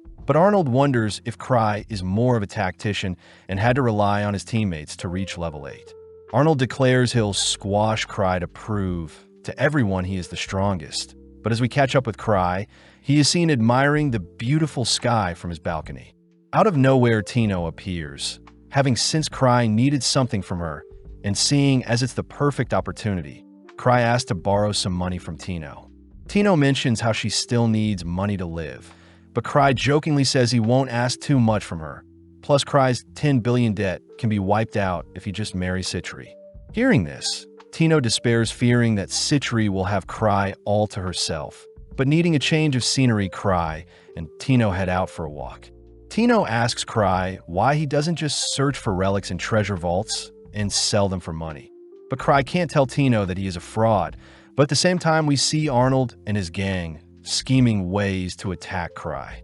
Funnily enough, Cry runs into Arnold's party, prompting the boys to ready their weapons as they prepare to attack Cry. But Tino reminds the boys that Cry is a god. Cry offers to apologize on his knees to prevent a beating, but Tino continues to defend Cry, declaring that scum aren't worthy of Cry's time. Seeing as Arnold and his men aren't backing down, Cry reasons they should take things onto the street. But as a large crowd forms, Cry looks around to see if any of his clan members can back him up. Having waited long enough, Arnold calls Cry out to be a spineless man who relied on others to get to where he is today, but although Cry doesn't deny such a deduction, Tino steps up to defend Cry's honor. The men declare that they only want Cry, but Tino says she'll be fighting in Cry's place, something Cry doesn't object to. Although the men don't want to hurt Tino, Tino charges towards Arnold, firing off several punches and kicks that don't faze Arnold whatsoever. As Cry scans the surrounding area, he remembers to cheer Tino on, but getting more infuriated by how cowardice Cry is, Arnold chooses to slam Tino's head into the ground, calling out Cry for being a fraud. Seeing Tino completely helpless, Cry finally steps up, declaring he'll need to subdue Arnold and his men only to activate the spell hidden in the relic around his neck. As we flash back, we see that Cry had asked Lucia to create a spell that would help him detain any enemy he desires, something Lucia ultimately made happen. In the present, Arnold and his men are seen unable to move, having been trapped by some gravity magic. But seeing as Tino was caught in the crossfire, Cry quickly helps her up. Cry tells Arnold that he is happy to accept any future challenges, but Arnold must first defeat Obsidian Cross, Starlight, and Arcbrave, the three parties within his clan, before Arnold can face Cry himself. With Cry leaving the scene, he chooses to treat Tino to a sweet treat, but Tino feels guilty for not being able to defeat Arnold, offering to conquer a vault and clear away Cry's debt in order to redeem herself. In the training hall, we see Citri helping with Liz's training, but Liz is bored facing replicas of Akasha, saddened to hear she won't get to face the real thing. Citri brings up how Arnold attacked Cry, but he managed to escape by using one of Lucia's gravity spells, Tyrant's order. The sisters joke about crushing him if he orders it, but as we follow Cry, he is seen asking Chloe why Arnold hates him. Chloe says Cry seems to have been disrespecting him, but when Cry fails to recall moments he was rude to Arnold, he ends up giving up. Before Cry leaves, Chloe asks why Cry failed her when she took her entrance exam with Luke, but Cry can't remember, so he says that Chloe can probably figure out the reason herself. Plus, Chloe is far more suited to be the association's receptionist rather than risk her life being a hunter. Just like that, Cry takes his leave, something Chloe admires about Cry as he is always so mysterious. But in actuality, Cry had failed Chloe 3 years ago since she was 14, 1 year below the minimum required age of 15. The next day, Arnold is seen back at the association, hearing from Chloe that Cry doesn't think much of Arnold, and worst of all, Cry believes Arnold to be a breast-loving pervert. Choosing to return home, Arnold and the gang drink away the stress of the last few days. But as Jaster returns, he makes his report when speaking with the 3 guilds. When speaking with Obsidian Cross, Sven had mentioned how Cry must have lied to Arnold and his gang before slipping away. When Jaster spoke with Starlight, Chris and Lapis revealed that they have no interest in fighting Arnold and his party. Lastly, when Jaster spoke with Arcbrave, Isabella Melns and Yushiraji mocks Arnold and his party for believing Cry's lies, pissing Arnold off. Reasons they should leave Cry be for now, especially since the auction is coming up and they can finally sell their extremely rare relic that couldn't be appraised in the Land of Fog. Following Cry, he has Mathis appraising another of his relics, but Mathis cries that such a relic can't be appraised as it seems to be from an advanced civilization. Mathis says he'll complete his appraisal after he finishes up preparations for the auction, but Cry asks if he can inspect the items being sold at the auction, all whilst Tino chats with Mathis. Seeing Tino so sweet, Mathis is reminded of his own granddaughter, asking Tino to take it easy and look after herself from time to time. Tino is grateful for the advice, but when she thinks about Cry's crippling debt, she begins to despair.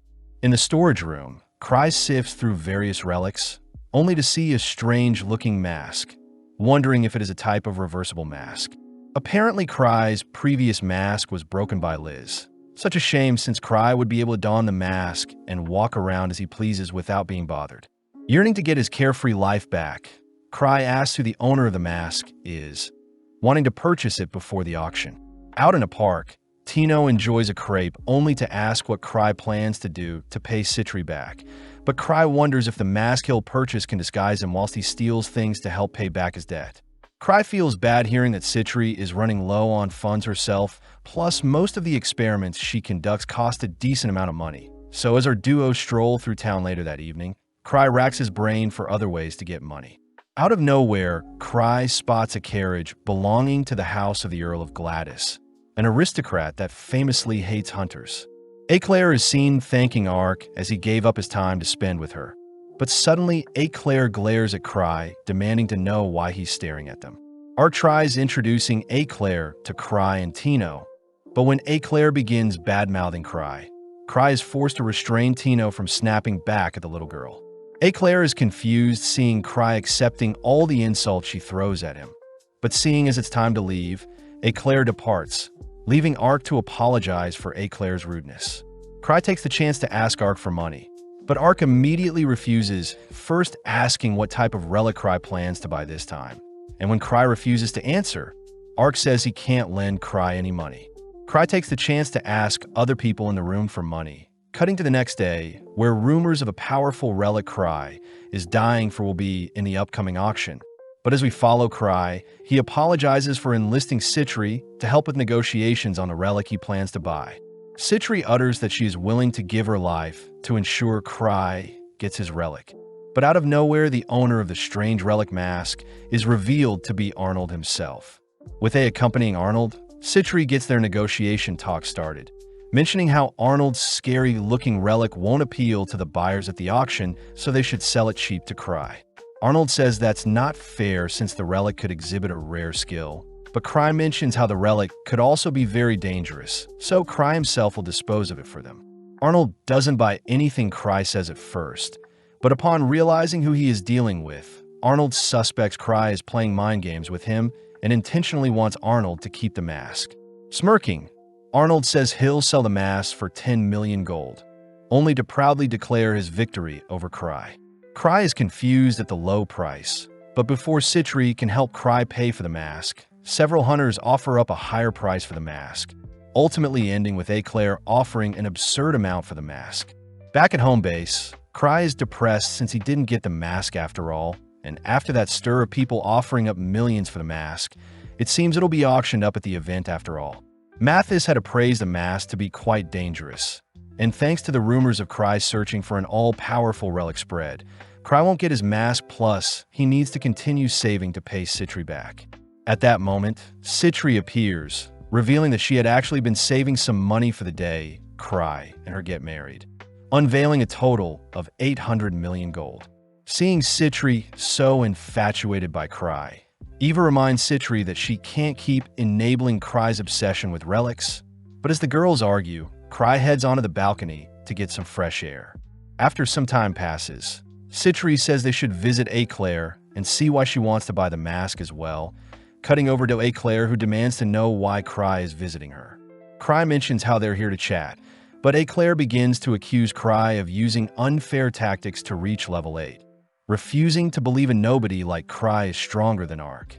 Eclair reveals that she plans to purchase and give Ark the all-powerful relic mask, so he can overthrow Cry.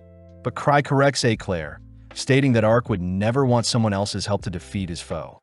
Citri also speaks up, declaring that they'll willingly put up 200 million against Eclair's bid of 100 million. But Citri says they'll give up if Eclair continues to bid more. At a crossroads, Eclair reports this news to her father Van Gladys, only for Van to ask Montour how much they can pay for the mask. Montour says their family can pull together 1 billion gold in total plus some extra if they need to. And seeing as the House of Gladys refuses to lose, Van instructs Eclair to win the bid no matter what. On the day of the auction, Citri reports that they have a budget of 950 million gold, something Cry appreciates Citri for pulling together. Before Citri can embrace Cry, Liz appears to pull Cry away, even mentioning that she can help steal the mask if they happen to lose. Arriving at the auction hall, Cry spots Tino hanging out with Runda, Greg, and Gilbert, all teasing Cry for stirring up so much trouble. Cry feels bad for not inviting Tino to come with him, so he gives Tino the role of being his agent, exciting Tino as she gets to raise the paddle to place a bid. With Tino promising Liz they'll win, Cry takes note of Eclair, who has arrived looking more confident than ever. But as the bidding begins, we cut to entry 14, where a massive mirror shield is sold for 15 million gold.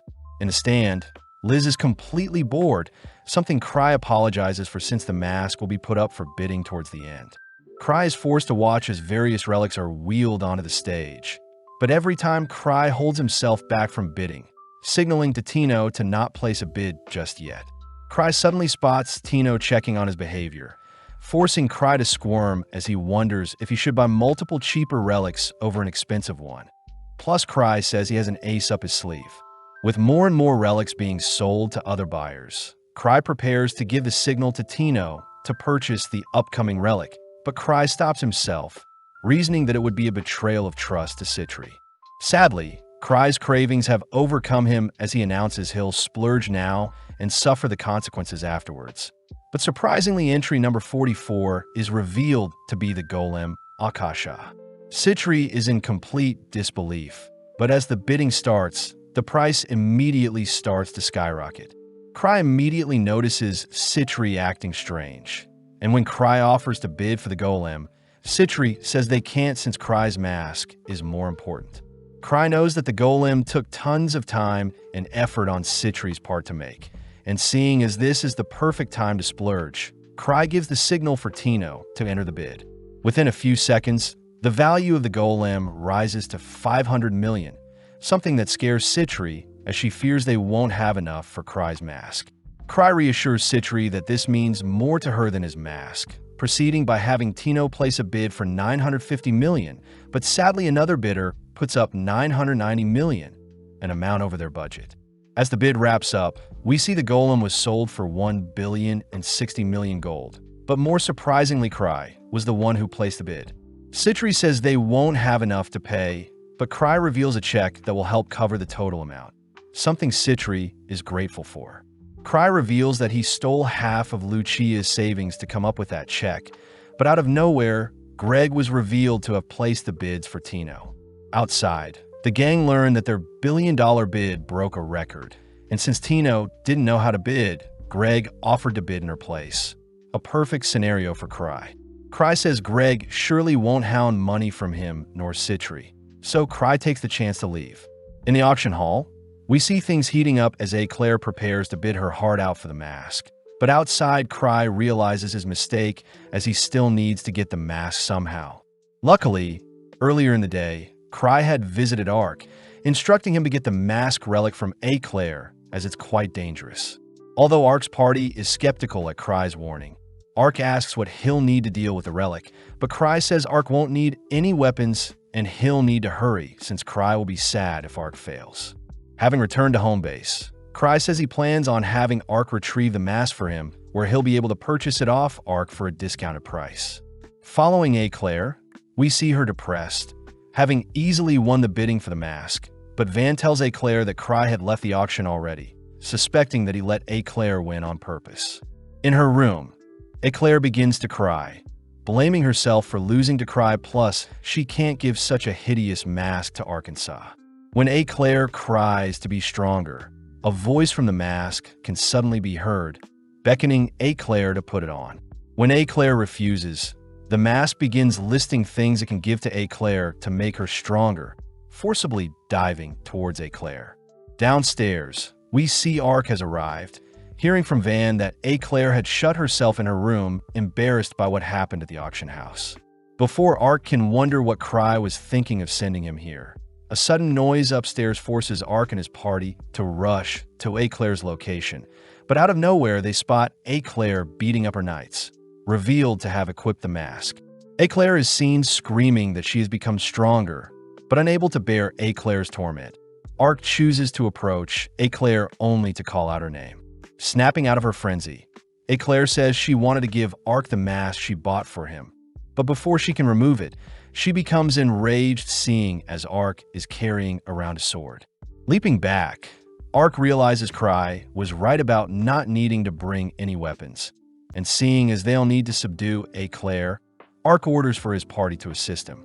With Claire equipping a sword of her own, she screams that she isn't weak only to clash blades with Ark. Elsewhere, we follow Arnold and his gang all celebrating a win, since they managed to cash in the mask for 200 million gold. When they return to their home, they notice Liz and Citri waiting for them, demanding that Arnold fork over some of the cash, as it was thanks to Cry that they made so much. Liz reveals that earlier, whilst they were celebrating and drinking, Citri had poisoned their drinks, and now the girls are willing to sell the antidote to them for only 110 million gold, an offer Arnold can't refuse. With Ark returning to report to Cry, he is surprised to see Cry has thrown a party to apologize to Ark, but Ark mistakes the apology for Cry, giving him so little information on the mask. When Ark hands Cry the mask, Cry hurriedly places it on, but before Claire herself can thank Cry for sending Ark to save her, the cursed mask latches onto Cry's face. Funnily enough, the mask evaluates Cry's stats to be too low for it, immediately disengaging and falling off Cry's face. The series ends with the gang all gathering for a celebration, seeing as Cry had finally obtained the mask he wanted, and with Luke, Ansem, and Lucia still stuck on conquering the Night Palace. We cut to several days later, where Eva asks Cry to give his report on the 7th member of the Grievers, Eliza Beck, a level 6 hunter with the role of a thief from the Desert Nobles. Flashing back, we see a younger Tino dressing up only to head into town to run some errands. But her aunt warns the 11-year-old Tino to head home immediately after her shopping and not wander around too much. Heeding her advice, Tino heads to a bakery to pick up some bread, only to be warned by the owners that some red bandits have been kidnapping people recently, and that she should stay on the main roads and avoid back alleys at all costs. With Tino wrapping up her shopping, she realizes she had missed an ingredient, but before she can head back to the shop, she bumps into a crook. Frightened by the man's scary demeanor, Tino tries to flee, but a second man blocks her escape. Immediately, the men demand Tino cough up some cash before the knight's order arrives. But Tino refuses as she flees the scene. Sadly, the men are simply toying with Tino as they let her tire herself out only to confront her once more. Despairing, Tino is asked to drink a strange potion. But suddenly, Cry's voice can be heard, something that frightens the men. To make things worse, the remainder of the grievers make themselves known. But this only pisses off the men who recognize the kids as the newcomers in town. When one of the men try to attack, Luke and Liz blow them back, and seeing as they're outnumbered, the men agree to flee, allowing Cry to introduce himself to Tino, a pivotal moment that changed Tino's life forever. In the present, Tino is seen recounting her past to Eva and Cry. But funnily enough, Cry didn't mean to save Tino that day, as he was simply lost and bumped into her. After the grievers had rescued Tino, they had promised to retrieve Tino's lost pin, and not too long after, Cry and his party had introduced themselves to Gark. When the gang reported the thugs to Gark, Gark wanted to know more details on the two men, but sadly the grievers' masks prevented them from properly profiling the two men. Surprised, Gark says he can't deal with any issues at the moment, seeing as the Knight's Order needs them at the moment. But Cry does get permission to pursue these men if they cause any more trouble. As Cry and the others leave, Gark is impressed Cry knew the men were hunters, but creepily the number of hunters kidnapping kids have increased over the years. Cutting over to the two men, they're seen pissed off that their prey had fled, and it seems the organization they work for will dispose of them if they don't hit their quota. Coming up with an idea, the men declare that they'll recruit the grievers to help with their evil deeds, and within a few days the men had offered Cry a position in their organization. The men had promised Cry a comfortable life in the capital if he came with them, but Cry didn't know what they were referring to, so he simply played along and agreed to follow them. With the men guiding our gang, they eventually reach a heavily guarded steel door, and upon passing through, Cry is asked to have a seat whilst waiting for the boss to appear. In the meantime, Cry is informed that the two men were the people who tried kidnapping Tino, exciting the gang as they can abolish the evil residing in the capital now that they're in the organization's hideout. Out of nowhere, a fancy-looking man introduces himself as the boss, and getting down to business, the boss asks the grievers to work solely for their organization. Seeing the boss and his underlings' despicable faces, Cry asks if he could have time to think things over, but the boss asks the gang to check out their merchandise. Brought deeper into their hideout, the gang are suddenly surrounded by a swarm of hunters, and to make things worse, the boss shows off several locked-up kids they've kidnapped, announcing that they'll grow their criminal empire to surpass the Snake and Fox organizations, words that make Cry quiver. With the boss demanding Cry join them, Cry hesitates, but the boss's henchman immediately fires off a warning shot that knocks down Luke. Disgusted, Cry refuses the offer, a signal that leads Luke to spring back up and slice off the boss and his henchman's arms before they can react. It's revealed that Luke's mask had protected the bullet from piercing his head, and with everyone now agitated, we see the grievers begin their brawl with the hunters. Whilst Cry and Ansem help to free the kids, we see the others decimating the evil doers, and coincidentally Cry stumbles on Tino's pin. After a few days, the entire capital learns of the grievers wiping out the criminal organization, and apparently even Gark and the Knight's Order couldn't hunt down the organization, something that has caused Gark to summon the gang for a word. Although nervous, Cry says he'll beg for forgiveness if they've caused an issue for Gark, but suddenly the gang bump into Tino, who has also been summoned. Seeing as it's the perfect time, Cry hands Tino her pin, a sentiment that makes Tino cry as she had asked for a photo to commemorate their heroic deed. In the present, Tino and Cry enjoy the sunset, only for Tino to remind Cry that it's been 5 years since they first met. Tino declares she'll make Cry proud and join the grievers one day, but this makes Cry wonder if they should revisit the Aline Pillar's ruins in hopes of finding some more relics. Moving forward some time, we follow Tino meeting up with Cry and Citri at the Aline Pillar's ruins, but immediately Cry notices a hole in the ground that wasn't here before. Cry wonders if this anomaly could lead to the discovery of more relics, but Citri says she can't detect any mana disturbances, so such an outcome is unlikely. Cry feels bad for dragging Citri out here, But Citri says she was happy to come as the rabbits, and sand could have given Cry some trouble. And interestingly, Tino is dead set on exploring the new hole in the ground in search for new relics. As Tino heroically descends the ruins, Citri whispers to Cry that the hole has actually been dubbed by the Akash Golem as the hole used to belong to an old Noctis base. A location, Citri says, is disguised as a sand rabbit nest. Heading toward a crack in the ruins, Citri prepares to lead the way, but suddenly a strange man can be heard tunneling out from the crack, and as the man excitedly announces an amazing discovery regarding the sand rabbits, it introduces itself as Aleko, the sand rabbit researcher. Aleko cries that their research is meant to be secretive, but he is willing to divulge some of the things he found. And as we switch to Tino, we see her excitedly digging through some sand in hopes of finding a relic to make Cry happy, but she fails to notice a red beam of light spying on her. Having ventured underground, Aleko shows off a disheveled-looking lab he believes was constructed by the sand rabbits. Plus, Aleko believes the hole dug in the ruins was done by the king of Rabbit's Arena, Rex. Cry can't help but be bored listening to Aleko's mindless ramblings. And to make things worse, Aleko offers to cook the gang a rabbit meal. But this makes Citri to ask Aleko to show them some proof. Back on the surface, Aleko prepares to harvest a sand rabbit he has caught. But suddenly Tino can be heard crying for help, all whilst a massive sand rabbit chases after her. Ecstatic, Aleko dons his gear ready to hunt down the massive rabbit, but Tino believes she is being tested once more by Cry. Back at headquarters, Eva tells Cry that the members of the House of Gladys have sent him a thank you letter for getting rid of the evil mask. As for any other letters, Cry says just mail back any asking him to fulfill some job request. Eva takes note of the small dolls Cry is playing with, and with Cry obsessed with the new relic Tino found recently, he announces that Mathis calls it the Mirage Form Relic.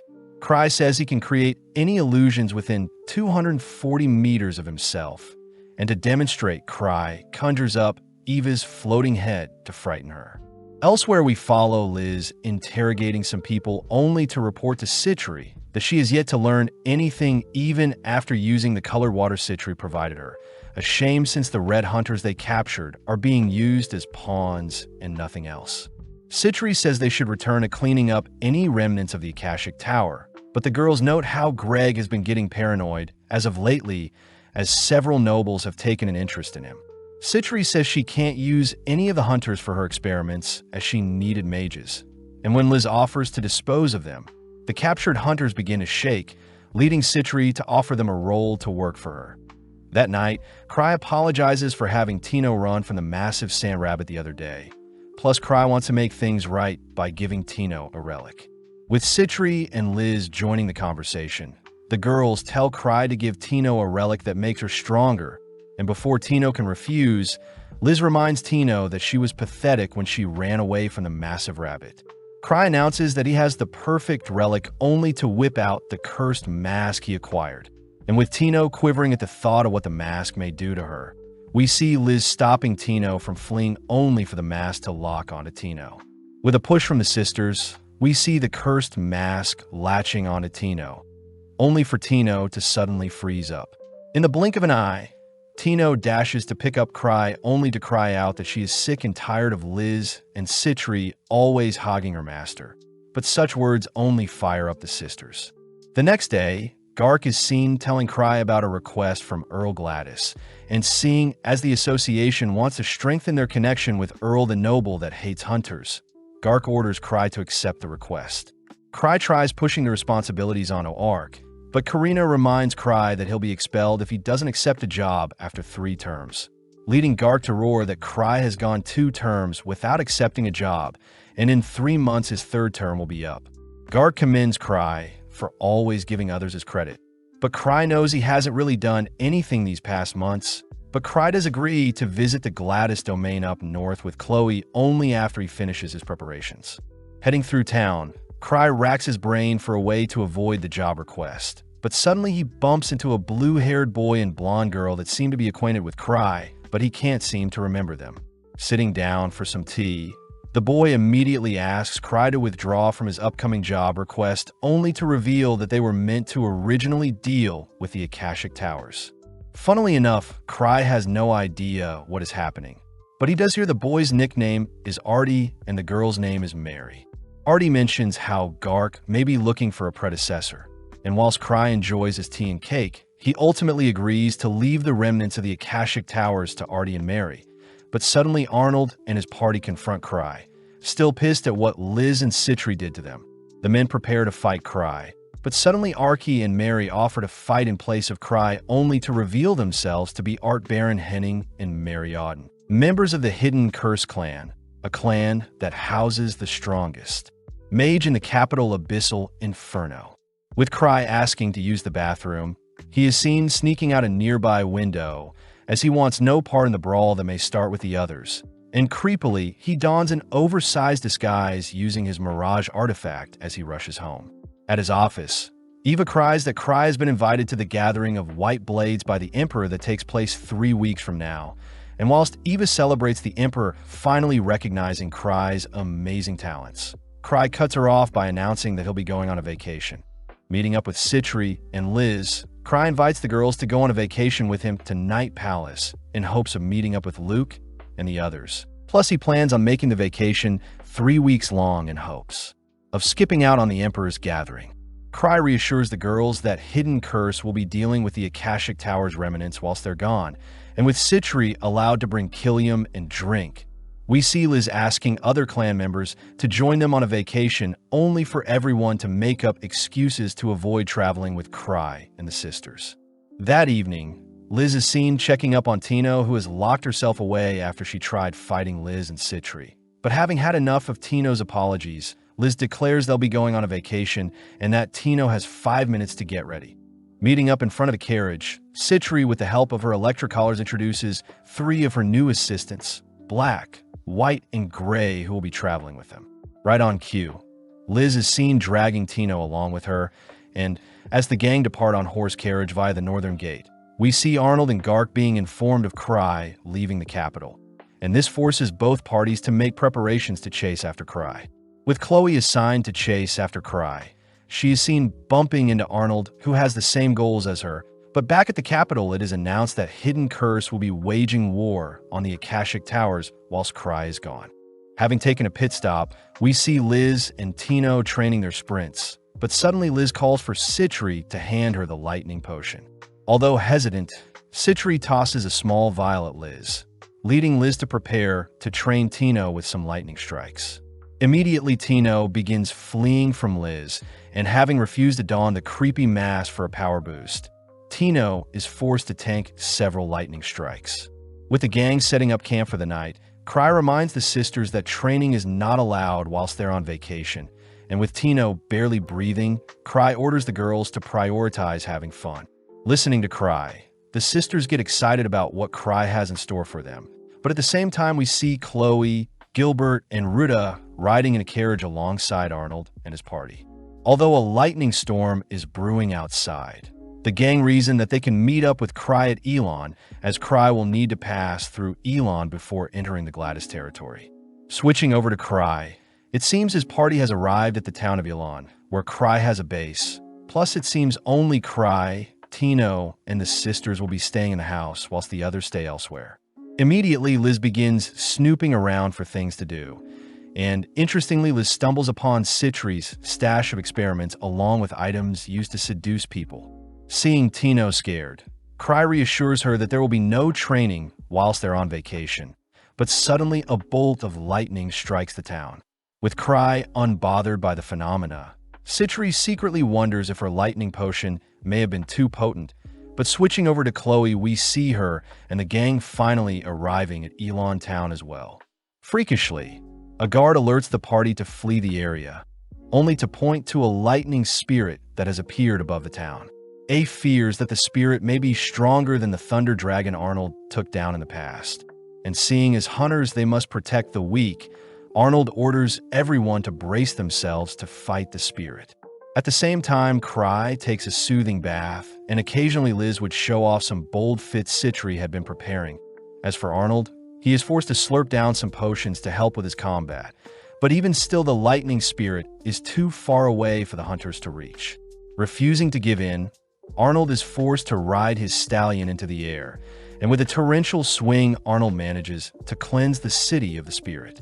In the aftermath, Cry and the girls are surprised to learn a lightning spirit attacked the town last night, and it seems the heroes that saved the town are resting nearby. Cutting over to Arnold, he is pissed that Cry has yet to show himself, and to make things worse, it seemed they barely missed Cry as Cry's gang just left Elon Town. On the road, Liz and Citri are seen arguing over who gets to sit next to Cry, and seeing as Liz isn't budging, Citri offers to use her dangerous factor vial and conjure up a monster for Liz to snuggle with. Intervening, Cry grabs and tosses the vial outside, only to remind the sisters to play nice, especially since they'll be reaching the town of Gula soon, where there will be famous chocolate parfait treats for them.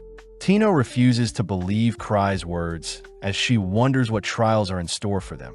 As for the dangerous factor vial, it seems to have spilled out onto the floor, and strangely, there seems to be an army of orcs planning something. Arriving at Gula, we notice an army of hunters gathering, and with Citri donning a cute expression, she learns that an army of orcs have gathered near the mountains of their town. With Liz joining in to help extract more information, Tino stresses that the chocolate Cry was talking about before was code words for orcs, and to make things worse, Cry asks if Tino wants to buy some chocolate parfaits with him tomorrow. Seeing as the sisters won't allow Tino to refuse an invitation from Cry, we cut to later that night where Black, White, and Gray are camping alongside Killiam and Drink. The three hunters are annoyed they can't escape due to their collars, but out of nowhere, Killiam and Drink glare at the nearby mountains, and in the blink of an eye, they dart off into the night. Following the orcs, they're suddenly seen being attacked by Drink and Killiam, and seeing as the two monsters before them are too strong, the orc leader orders for retreat. Following Cry, it seems he has another home base in the town, and whilst Liz snoops through Citri's belongings, Tino despairs at the thought of having to fight some orcs tomorrow. Back with Arnold and the others, it seems they've stumbled onto the vial Cry tossed out his carriage, but right on cue, we see the horde of orcs Killiam and Drink scared away appear before the gang.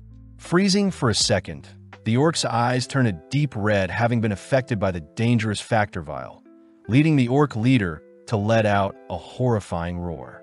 Immediately, Arnold and the gang are forced to brawl against the swarm of enraged orcs. But switching over to Cry, we see him leisurely enjoy some ice cream, only to head off to lay in bed. Creepily, a painting of Satiri watches Cry from above, and when Liz asks Cry if they can share a bed tonight, we see Citri pop out of her own painting only to prevent Liz from making any moves on Cry. Deep in battle, Arnold and the gang are seen being overwhelmed, but out of nowhere various sparks light up the orcs and the battlefield, revealed to be a fire spirit that is gathered before the gang. The next day, we see Cry and Tino at a restaurant preparing to order some chocolate parfait, but Tino fears that the people around her are secretly orcs in disguise. Seeing Tino stressed, Cry reassures Tino that nothing bad will happen to her, but Tino cries that she can't enjoy herself as she doesn't want to undertake another one of Cry's trials.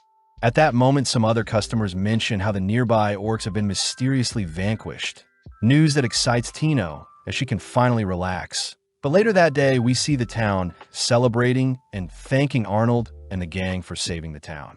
With neither Arnold nor Chloe knowing what is happening, we follow Cry and the girls walking past the crowd, and upon seeing Arnold being celebrated as the town's hero, the gang couldn't help but thank Arnold before they leave.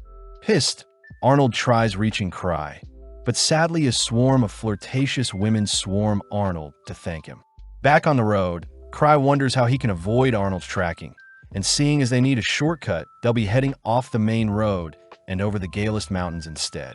Tino is immediately frozen stiff as the Galist Mountain is filled with dangerous creatures, all whilst Arnold and his party are seemingly stuck at Town Gula. With some time passing, we see Tino mortified by the number of monsters they've encountered and slayed whilst heading north, and interestingly, Citri reports that they're entering lost giant demon territory. Cry hears that most people that encounter such demons never come back alive, and seeing as Liz is curious as to how strong these demons are, Cry allows Liz to spar with the monsters roaming outside. Excited, Liz immediately calls on Tino to get ready, and before Cry can hand Tino the creepy mask, Tino swiftly flees the carriage. The next morning, we see Liz satisfied by her training yesterday. And luckily, it seems neither Tino nor Citri's attendants were harmed last night.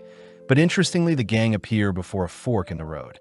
Suspiciously, one path is well lit and has an arrow pointing down it, whilst the other looks gloomy and scary. But before anyone can offer suggestions, Cry reasons they should head down the well-lit path. And strangely, there's something watching the gang. Switching over to Arnold and the others, they seem to be lost, but Chloe and the others fear that Cry is testing them, something Arnold questions as well. That evening, Cry is happy that they have yet to encounter any more monsters, and with Cry declaring they'll set up camp for the night, leading Citri to offer to cook for the gang. Gratefully, Cry says he'll fetch some water for the gang, sparking Liz to join him. Heading to a nearby pond, Cry fetches some water, only for Liz to spring out of the pond having slain a massive fish. As the sun sets, Cry helps straighten Liz's hair, whilst Liz promises to grow stronger and train Tino, and with the mood right, Liz prepares to make a move. Out of nowhere, Liz becomes pissed having detected a creature nearby, and when we cut back to the camp, we see a horrifying monster appear. As the creature easily blocks Killiam's punch, we see Tino try to cut down the monster, but it blinks away to evade, only to return to pummel Tino. Before Tino is squished, Liz appears blocking the blow, plus the gang identifies the creature to be a lost giant demon. Citri suspects that the demon purposely led them down the well-lit path and onto its territory, and with the demon grabbing and tossing a fiery stone at Cry, we see Liz intercept the blow. Annoyed, Liz pitches a throw of her own, and instantly the creature is blown back. But sadly, the sisters know that such a demon won't be slain so easily. The girls reason that Ansem and Lucia would be a massive help when dealing with such monsters, and seeing as the demon will flee and pursue them after some time. The gang reason they should start moving. Right on cue, we see the injured demon recover from its wounds, and as we cut over to Arnold, we see him enraged, having noticed a message left behind by Liz asking him to move down the same path as them, a challenge Arnold accepts. As Cry and his party head deeper down their route, Citri remembers that the lost giant demons love torturing their prey, so Citri reasons they should set up some bait to lure the demon away. Tino gets scared, fearing she'll be used as bait, but luckily Citri offers up a dangerous factor potion that may attract other monsters for the demon to fight. Funnily enough, it seems their plan failed as the potion was blown all over the carriage by some wind, and with the gang needing to rest, they stuff themselves, having just slayed all the creatures that tried attacking their carriage. Off to the side, Tino tries suppressing her worries, but she gets jump scared by the mask, and luckily, it's just Cry handing Tino the mask in case of emergencies. At the same time, we see Drink pestering the 3 captured hunters, and seeing as they don't want any trouble, Black agrees to refill Drink's bowl with some water. Coincidentally, Black notices Citri showing off a key, and as we zoom out, we see the giant demon spying on them. Switching over to Arnold, his party has appeared on the mountain above Cry's camp, but Arnold fears that there are too many monsters nearby to confront Cry's party. At that moment, Arnold spots Liz's silhouette leaping through the trees, and as Arnold rushes after Liz, it's revealed to be the demon who had morphed into Liz.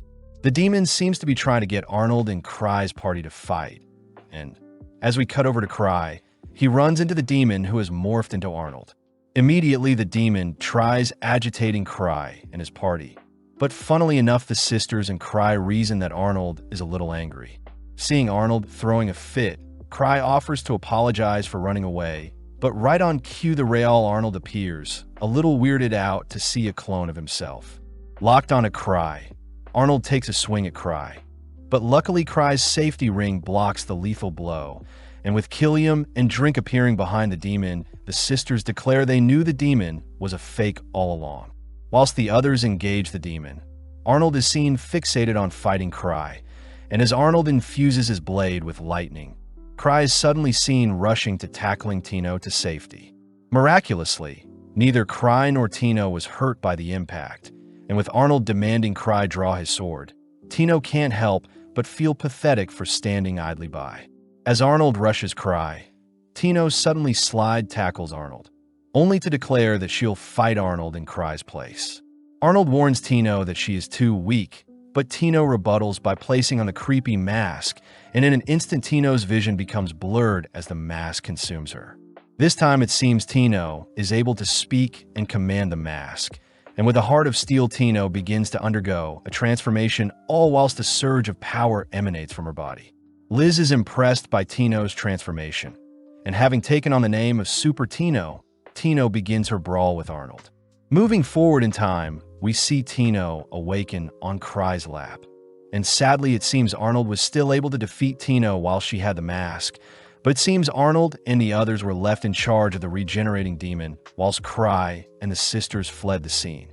Tino is embarrassed as she lost after undergoing such a powerful transformation, but Cry reassures Tino that losing is a part of growing, words that make Tino promise to grow stronger. Tino finally builds up the courage to ask if she can join the grieving souls in the future, and with Cry and the sisters satisfied by Tino's conviction, Tino asks if Cry has ever lost a battle before, but Cry confidently says he hasn't. Back with Chloe and the others, they've managed to finish off the demon, but Chloe can't help but be amazed by Cry's trials as they are pushing Arnold and the others to become stronger. A is annoyed they've lost sight of Cry, but Chloe declares she knows where they may find them, cutting to a few hours later where Arnold and the gang are standing before Night Palace. Chloe says Night Palace is a level 8 vault the Grieving Souls has been trying to tackle, and with Arnold dead set on teaching Cry a lesson, the gang choose to enter the vault, but it's revealed that Cry and his party had actually changed routes and headed towards a hot spring instead. In the town of Souls, we follow Tino admiring Citri's figure, and with everyone focused on washing away their sorrows in the hot spring, we switch to Cry rejoicing. Cry can't help but admire the hot spring, whilst his hounding chain roams freely, and there seems to be a lack of customers at the hot spring due to a bandit gang terrorizing the nearby Gladys territory. At that moment, Cry hears someone humming nearby, and upon heading outside, Cry notices a creature bathing in the hot spring. Cry remembers Liz asking if he would hunt down a hot spring dragon with him, but having refused the offer prior, Cry now reasons that the being before him is simply someone's pet. Staying calm and marching towards the same bath, Cry nonchalantly enters the waters whilst the creature glares at him, but suddenly the dragon attacks Cry. Cutting over to Tino, she is seen washing her hair when Citri offers to scrub her down, but before Citri can do anything weird, the girls suddenly detect a dragon nearby, and it seems Cry had survived the attack thanks to his safety rings. As Cry tries calming the dragon down, he suddenly notices Tino and Citri appear, and seeing as this is a perfect test, Citri orders Tino to slay the dragon. Instantly, the dragon unleashes a water beam that disperses the girls, and although Tino is a little embarrassed, she chooses to steal her resolve as she rushes the creature, but suddenly her towel wrapped around her gets undone. Within a few minutes, the girls manage to knock out the dragon, but Liz can't help but tease Tino for having such a hard time against a baby dragon. But since Tino did knock down a hot spring dragon, it would technically mean Tino has the title of Dragon Slayer now. Whilst the gang discuss if they should butcher and eat the dragon can't help but sweat profusely, and as an act of desperation it clings to Cry, all whilst Gray spies on the gang. Later that day, whilst Cry plans some sightseeing activities, he bumps into Gray, who seems frightened, and suddenly Gray is seen handing Cry a key. It's revealed that Gray alongside Black and White had managed to steal the key to their collars, and whilst Black and White fled to the Gladys territory, Gray himself stayed behind. Not too concerned, Cry reveals that the men are free to do whatever they want, and as Cry and the girls explore the town that evening, they notice a hole dug in the ground supposedly meant to set up another hot spring. But it seems some bandits have halted the construction, and to make things worse, all the stores are closed. Luckily, there is a store selling dragon and demi-human buns, and interestingly, Citri has been conducting some research into these demi-human beings. Picking up some sweets, Cry munches on a red bean bun, but out of nowhere an injured Arnold appears before them. Before he can say anything, Arnold falls unconscious, and with Cry meeting up with the remainder of Arnold's party, he is shocked to hear they entered the Night Palace. When Arnold and his gang first entered, they were surprised to see so many phantom corpses, But when some high-tier phantoms appeared, Arnold and his gang were no match for them. As a last-ditch effort, Arnold had smashed the ground to create an opening to flee, and whilst the phantoms searched for them, Arnold and the others hid under the corpses of the deceased phantoms, and with Arnold's spear heading things, everyone managed to escape alive. In the present, 8 and Chloe beg Cry to forgive Arnold and stop his 1,000 trials, but funnily enough, Cry has no idea what they're talking about. Changing topics, Chloe hands Cry the request from Earl Gladys, and with Cry mentioning how he won't be accepting the quest, Citri reads that the mission requires Cry to vanquish the Barrel Bandit gang. The Barrel Bandits are a group of around 100 people that have relocated to the north, and before Gilbert can ask why Cry isn't accepting the mission, Liz and Citri mention how the bandits must have fled by now, seeing as they heard Cry was nearby. Writing this assumption, Cry reasons he should enjoy his vacation, but at the same time Arnold seems to be in a nightmare, and sadly, a phantom version of Cry seems to be haunting Arnold. Waking up, Arnold hears that Cry had visited recently, but feeling sorry for himself, Arnold leaves his room through a window. Roaming the streets, Arnold feels pathetic and empty for not managing to complete Cry's trials, and needing to calm himself down, Arnold enters a hot spring, but coincidentally, he bumps into Cry. Boiling with rage, Arnold prepares to attack Cry, but having made up his mind, Arnold declares he'll return even stronger. That night, Arnold is seen ordering his party to make preparations to leave tomorrow, but at the same time, Cry passes by the massive hole whilst returning to his room. Out of nowhere, a bright glow can be seen, and with several strands of hair making way for a mysterious creature to appear, it suddenly appears before Cry. Not wanting any trouble, Cry says he is sleepy and tries fleeing the scene, but suddenly the creature wraps Cry in its hair only to disappear back into the hole. The next day, Tino is seen asking the sisters where Cry is, and whilst the sisters play some table tennis, they remind Tino that Cry is the strongest for a reason. At that moment, Liz is seen smacking the ping pong ball as Strange Girl, all whilst Chloe and the others wish Arnold well, as it seems they'll return a challenge Cry once they're stronger. With Arnold turning to leave, a strange man suddenly attacks Arnold. As for the Strange Girl, it seems she was easily able to block the ping pong ball. Recognizing the movements, the girls identify the girl to be a ninja, and with the girl unveiling its true form, she demands to know where Cry is. Refusing to answer, the girls ready themselves as the ninja duplicates itself, and right on cue Killiam and Drink appear as reinforcements. Sadly, once the ninja mentions how they've taken hostages, both Citri and Liz instantly surrender as they know Cry would have done the same thing. Outside, several beings wrapped in bandages have surrounded Arnold and his party, and having laced their attack with a poison, the men successfully knock down Arnold, revealing themselves to be the Barrel Bandits. The surrounding town is suddenly encased by rocky pillars, only for Jeffroy and Carton Barrel to make themselves known. Carton says it was thanks to Black and White's capture that they were able to set up this trap, and with news of Cry being captured, Jeffroy heads to speak with Cry, all whilst Chloe seems to have escaped the bandits' capture. Luckily, it seems the bandits had mistaken Gray for Cry, and all whilst this happens, Cry is unconscious in a hole, all whilst the strange creature watches over him. Back at the bathhouse, we see the Barrel Bandit gang have gathered all the workers along with Cry's party and Arnold's gang, and sadly the sisters can't do anything since they are hostages. The others do stress that Cry and Chloe have gone missing, and seeing as Arnold has been poisoned, Steery can only strike his pressure points to help his body process the poison. Switching over to Cry, he is seen waking up in a cage, and upon seeing the demi-human that captured him, he quickly searches for a way to flee. Having found his Mirage form bracelet, Cry is seen taking on the appearance of the demi-humans around him, and when he tries asking them where they're taking him, it seems Ryu, the female demi-human, refuses to explain anything. Passing deeper into the cave, the gang enter into an ecosystem filled with lava, and as Ryu dons a throne, we see Cry suddenly tasked with dueling one of her guards.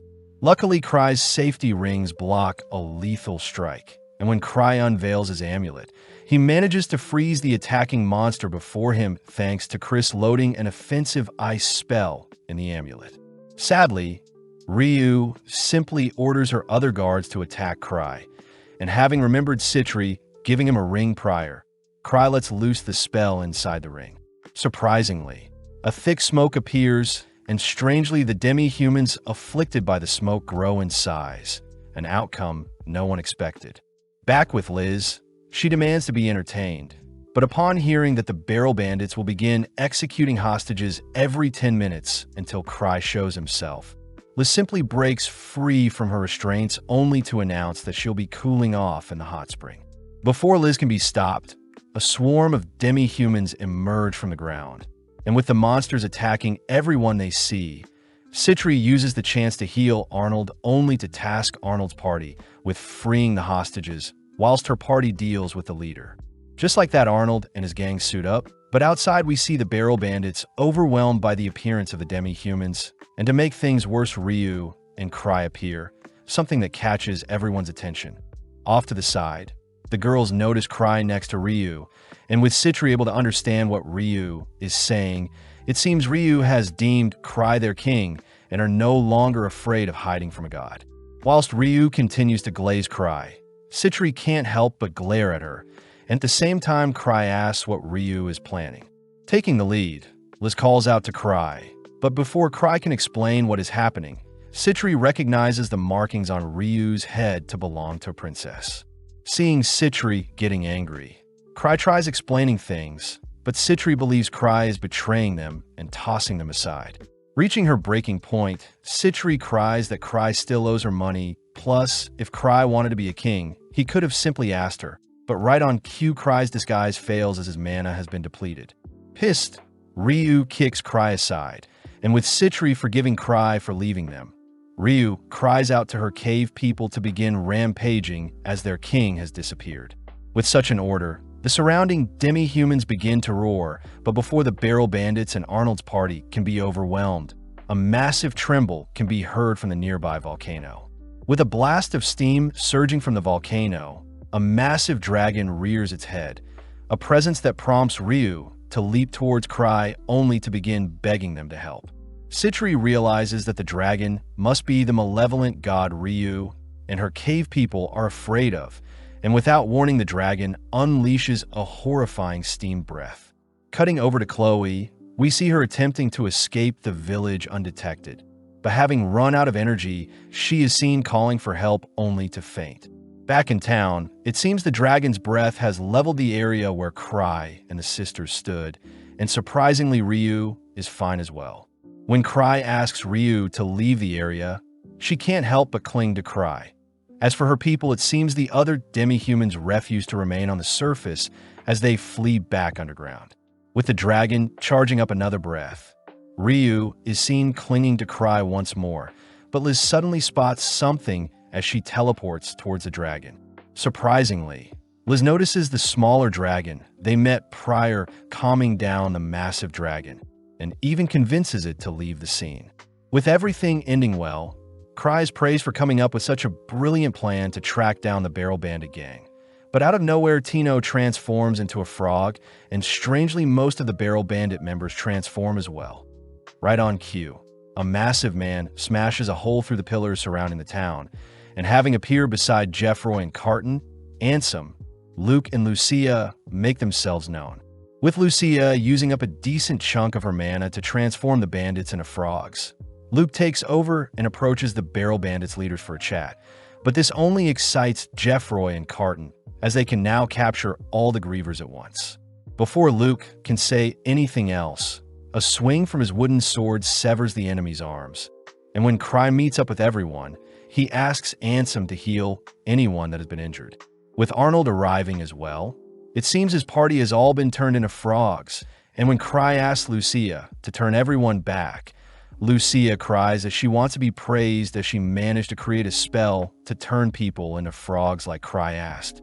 As for turning everyone back, Lucia says Cry needs to slay the frogs, and with the snap of her fingers, Tino's frog body becomes consumed in flames only for Tino to revert back to her human form. Seeing Tino taking the chance to cling on to Cry, Liz and Citri glare at Tino, and with Arnold's members being reverted, we see the barrel bandits rounded up and sent away. With Arnold finally bidding farewell to Chloe, we see Luke asking more about the cave people and dragons that appeared, but seeing as 3 weeks have already passed since he left the capital, Cry says it's time to go home.